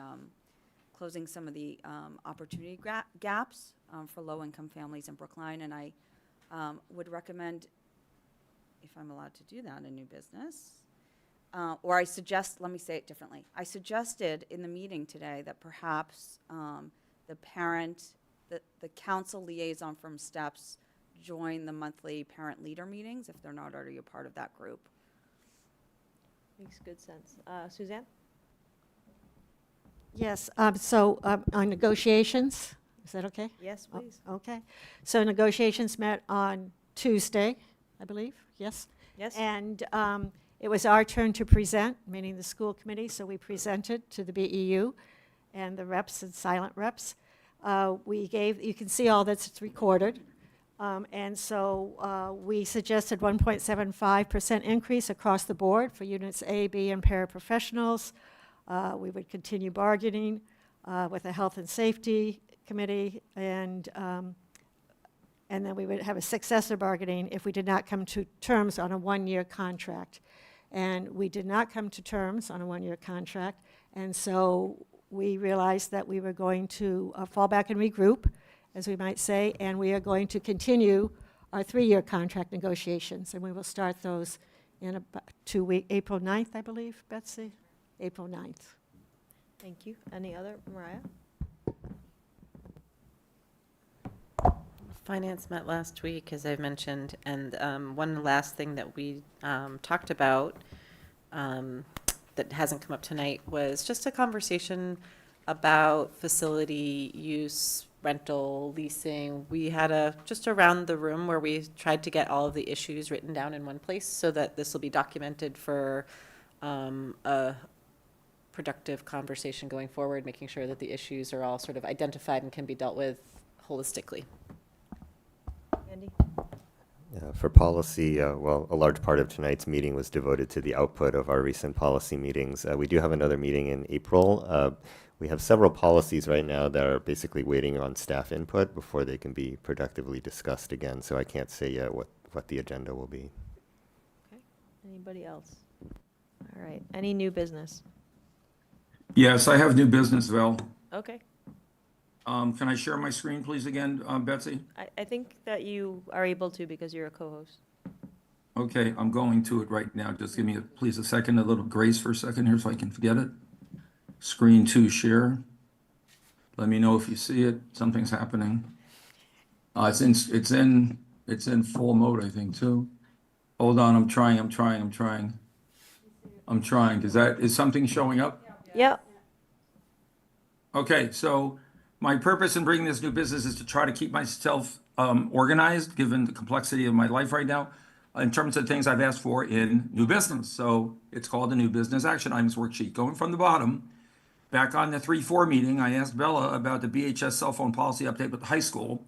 And up to this point, I've received, our school committee has not received, as far as I know, any response. So I'm not doing this in any way, God forbid, to be critical, but just to point out that with everything else going on, this may have fallen down, but I will continue to refer to it. Number 2, I'd asked about the transparency related to being able to expose the PSB monthly attendance report. This was also in the 3-4 minutes because it's available electronically, since it's electronically provided by each building leader to the main attendance people every day. It's available in the system. I wanted to say Synagogue Council SC, I'm sorry. School committee, former other organization I was in. School committee doesn't really have access to see that. If it had to be bucketed in such a way that school committee has access, but not the general public, I would definitely even take that so that we have an ability to look into attendance. That also, nothing's happened. Number 3, I asked for the FY27 category holiday schedule. I met with Kathleen in person. She put it on her action list. She sent it to me. I have it. I'm working on it. She will have it before Pesach next week. So that'll have all the category holidays for the appropriate Jewish holidays for the 26-27 year. It worked out very well last year to have this ready for families so that people could plan both instruction, vacations around the exact times, and especially because most Jewish holy days start the evening before. We made sure we have every single Jewish holiday, Purim, Hanukkah, as well as the big ones of Rosh Hashanah, Yom Kippur, Sukkot, Pesach, Shavuot, perfectly listed at the right date, so there was no confusion. Number 4 and 5 that I mentioned in the last meeting, I think I heard Bella say something about OSS, but number 4 was the community has been asking me about when the hiring process will start for a replacement for Dr. Givens. That's open right now. I have not gotten a date. And nor I don't believe people are looking, they're seeing there's a hiring open on the PSB, school site that puts them out. Number 5 is the OSS director as well, whether or not Karen is Dr. Schmucker staying, or if not, we're sort of getting pretty late since we're only a couple weeks away from the end of the school year. So there again, it's open. And number 6 is a new request that I'd like to ask be docketed. This has to do with the fact that on my own initiative, with tremendous support from Mariah and to some extent as well, Diane Johnson, who was here before, and Susan, I've built an app. I'm happy to go through it the next time, but just as a little fingernail thing, I've sent the app URL to individually to the members of the Finance and Capital Subcommittee so that there's no OML violation. But essentially what this is, for those of you who looked at the consent agenda this evening and saw a sheet of batches of invoices with numbers, which you never saw before, I brought this project along. And what you saw beyond even getting that was that each line has a category associated with it that tells you this is what it's for: food, transportation, OOD, OSS, supplies, etc. So Mariah and I have been really devoted to make sure that she and I together each week properly categorize to the extent possible each one and to review each one. At this point, I've got every single one from July till now that I was able to manually enter it into a database, and it's available on the internet to view every single warrant, to view our pathway towards our expense budget, both now with the expense, the regular expenses, and with Susan's team's help, the non-salary special revenue fund expenses as well. I know that it suffers a little bit from gifts that come in. Susan has done a great job of keeping me honest there, so there may be a few tens of thousands of dollars here or there off, but we're actually tracking by the fiscal week into the year exactly where we project our non-salary expenses to be. It'll be available to the world after the Finance and Capital Committee have had a chance to take a look at it. And at the current time, I'm manually entering everything from that sheet you guys get in the consent agenda every week myself, so that we have the data in there, it's all in there. And I'm wide open to people saying to me, Jesse, what about a graph? What about a this? What about a notification? I'm happy, Val, at your discretion, to both provide an overview of the architecture of this system, how it was built, and a demonstration at a future school committee meeting. Thank you. How about we start with policy, Jesse? Not policy, finance, that you go through finance for a recommendation? As I said, it's already been sent this week to each of the finance members I individually. think, Jesse, I think she's and we'll suggesting that discuss it we there. present it, and that's fine. Fine, I think okay, that, no yeah, problem. I just want to say, like, for my own data entry, one of my concerns about this has been, what happens if the quote unquote, like the actuals from this don't match the actuals from the district? Because when I write this down, I'll just give one example. Imagine there's like $100,000 on a batch. A batch is like one of the little, every time you see me picking up the batch is every line on the sheet that you get. And if like 80,000 of it is one thing and 20,000 of it is something else, but Jesse's system works on one category, I pick the predominant category. So like, Correct. so like, imagine it's like a whole bunch of transportation and a little bit of like something else. I just write down transportation. So there is an absolute, and I want to say this now because I want to make sure this is like at the same time that like the data is not going to match, and we knew that going in. Jesse's system is helpful to get sort of a mid-year like, oh, this is where things are at, but it needs to be treated with the very rough approximation that it is, because we're not doing this at the batch level, and the categories that Jesse has don't match the official DESI like the budget categories. That's all.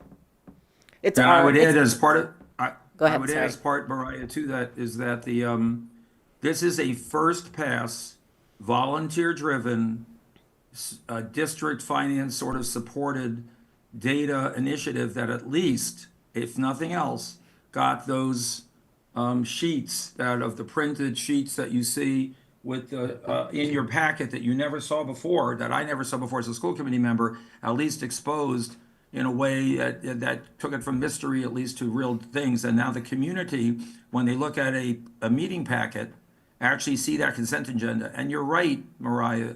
I've spoken with both Diane at the time and Susan, Peggy before she retired, Z about, and now, Donna Chisholm, about opportunities that we might have. And again, we can talk about this when it comes back to docket, but opportunities that we have to work more collaboratively to the benefit of both the district and the public by finding a way maybe of not generating these smushed together warrant batches that actually get disconnected by the town the moment they show up, so there's no traceability, and to try to be able to find a way, working collaboratively over time. As you know, guys, I'm patient, very patient, and find a way to maybe electronically, I've talked to Susan about this, electronically merging what's generating the sheet that you physically hold in your hand and have it feed in to like the database that I have running on the internet. So this is like only the beginning of some thinking about it, showing you what could be done. And the good news is that it's tracking pretty closely to the percentage Bella talked about it, how carefully we're managing our expenses this year. It's not veering off or anything like that. And it just shows sort of the what could be done. Okay, that's sort of the idea behind this. And I'm faithfully doing it every single week so that it's up to date. Unfortunately, the July through end of August ones, I didn't catch it quickly enough and the batches got disintegrated. So all I have there is the total of the consent agenda for that week. But you know, if we determine as a finance and capital subcommittee, and then Val, under your leadership, we decide that this is something sort of useful, there are a lot of things we can do collaboratively to bring us forward next year. Yeah, And so this is just a beginning. I think it sounds like a really promising idea. I think that if you present it at finance, and have Bella and Susan there to make sure that they give their input into the architecture and understand how it's all built and optimize how we are categorizing things and et cetera, I think it would be it's a promising endeavor. There is a whole. Okay, and I welcome, anyone else who's not on finance and capital, if they'd like the URL to just look around in there, more than happy to share it with them. This is wide open. The town has Thank a tool you. called Open Checkbook too, but it's not updated as much as it could be, but maybe again, we can talk about this at finance, but I do think that it's valuable Yeah, to thank have you. transparency in the budgeting and the spending, and we could do better. And honestly, But yeah, it was a good and first- honestly, yeah.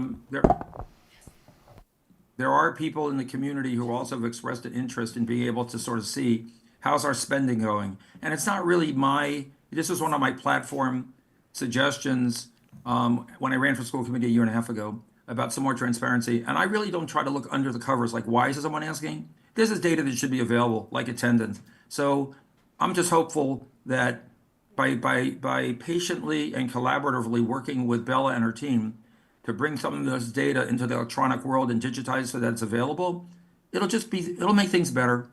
It's not to criticize and it's not to find fault. It's really to be more transparent. So thank you. Okay, thanks. Seeing no more new business. Oh, more new business. Okay. I just want to make a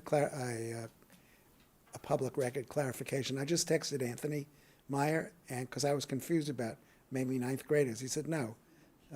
Tutorials 9 through 12. There are somewhat more ninth graders, and then it declines a little bit, but it's definitely a 9 through 12. So I don't know. I mean, I didn't get that information, but Okay. but when Thank you. Carolyn? Thanks, Jesse, Bob, everybody. Okay, I'm going all the way back to Aditi's student report. And this is a pesky little thing, but it's not that pesky and it's not that little. And it's perennial, so I'm just going to say it because she brought it up. I wish that in the future we can endeavor, or working with the superintendent, to align our homework policy that's in the PSB policy with what appears to have been, I don't know, maybe mission creep or misalignment somehow with the homework guidance. And we saw this last week on Eid, and we'll see it again on Good Friday, where the guidance is telling teachers that they can't assign homework over a weekend when there's a Friday Category 1 holiday. My understanding of the policy is not that. And it doesn't make sense logically, right? Like Good Friday, you celebrate Good Friday, you go to Mass, and then it's over. And I think with all of the time that's been missed with snow days, some teachers have to be prepping kids for APs. I think it kind of limits teachers a bit when then they can't assign anything that's due on the Monday or have a test on the Monday. So I would respectfully request that at some point that just kind of gets looked at and see if it can be aligned.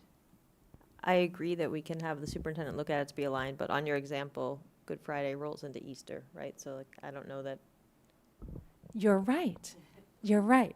So I'll take Eid, which was Eid a is Friday. yeah. And my understanding of it is great celebration on the Friday. But good point. Monday, but then, right, over a So weekend. that's not a good example. Right, but a weekend homework after just the Friday.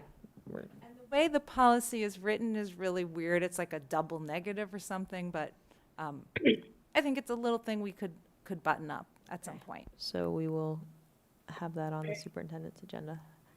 Val? Bella? I'm sorry. So on the new business, I don't know what the attendance piece is, Jesse. I'm happy to follow up by sending you the Okay. text of my request from last week, 2 weeks ago, which was, it had the detail there, and I apologize if it's not in there, Bella, but I can send it to you. Okay. No problem. And then I'll do that. I had it in my notes and I failed to say it, but we posted the OAF position. So it's been posted. So we've I started will that. update that table. Thank you. Okay. And then and I did say that OSS, I didn't have an update I could share yet, but I hope to soon. Okay. Thank you. Thank you. Seeing no additional new business, we have no need for an executive session, so we are adjourned. Thank you for watching.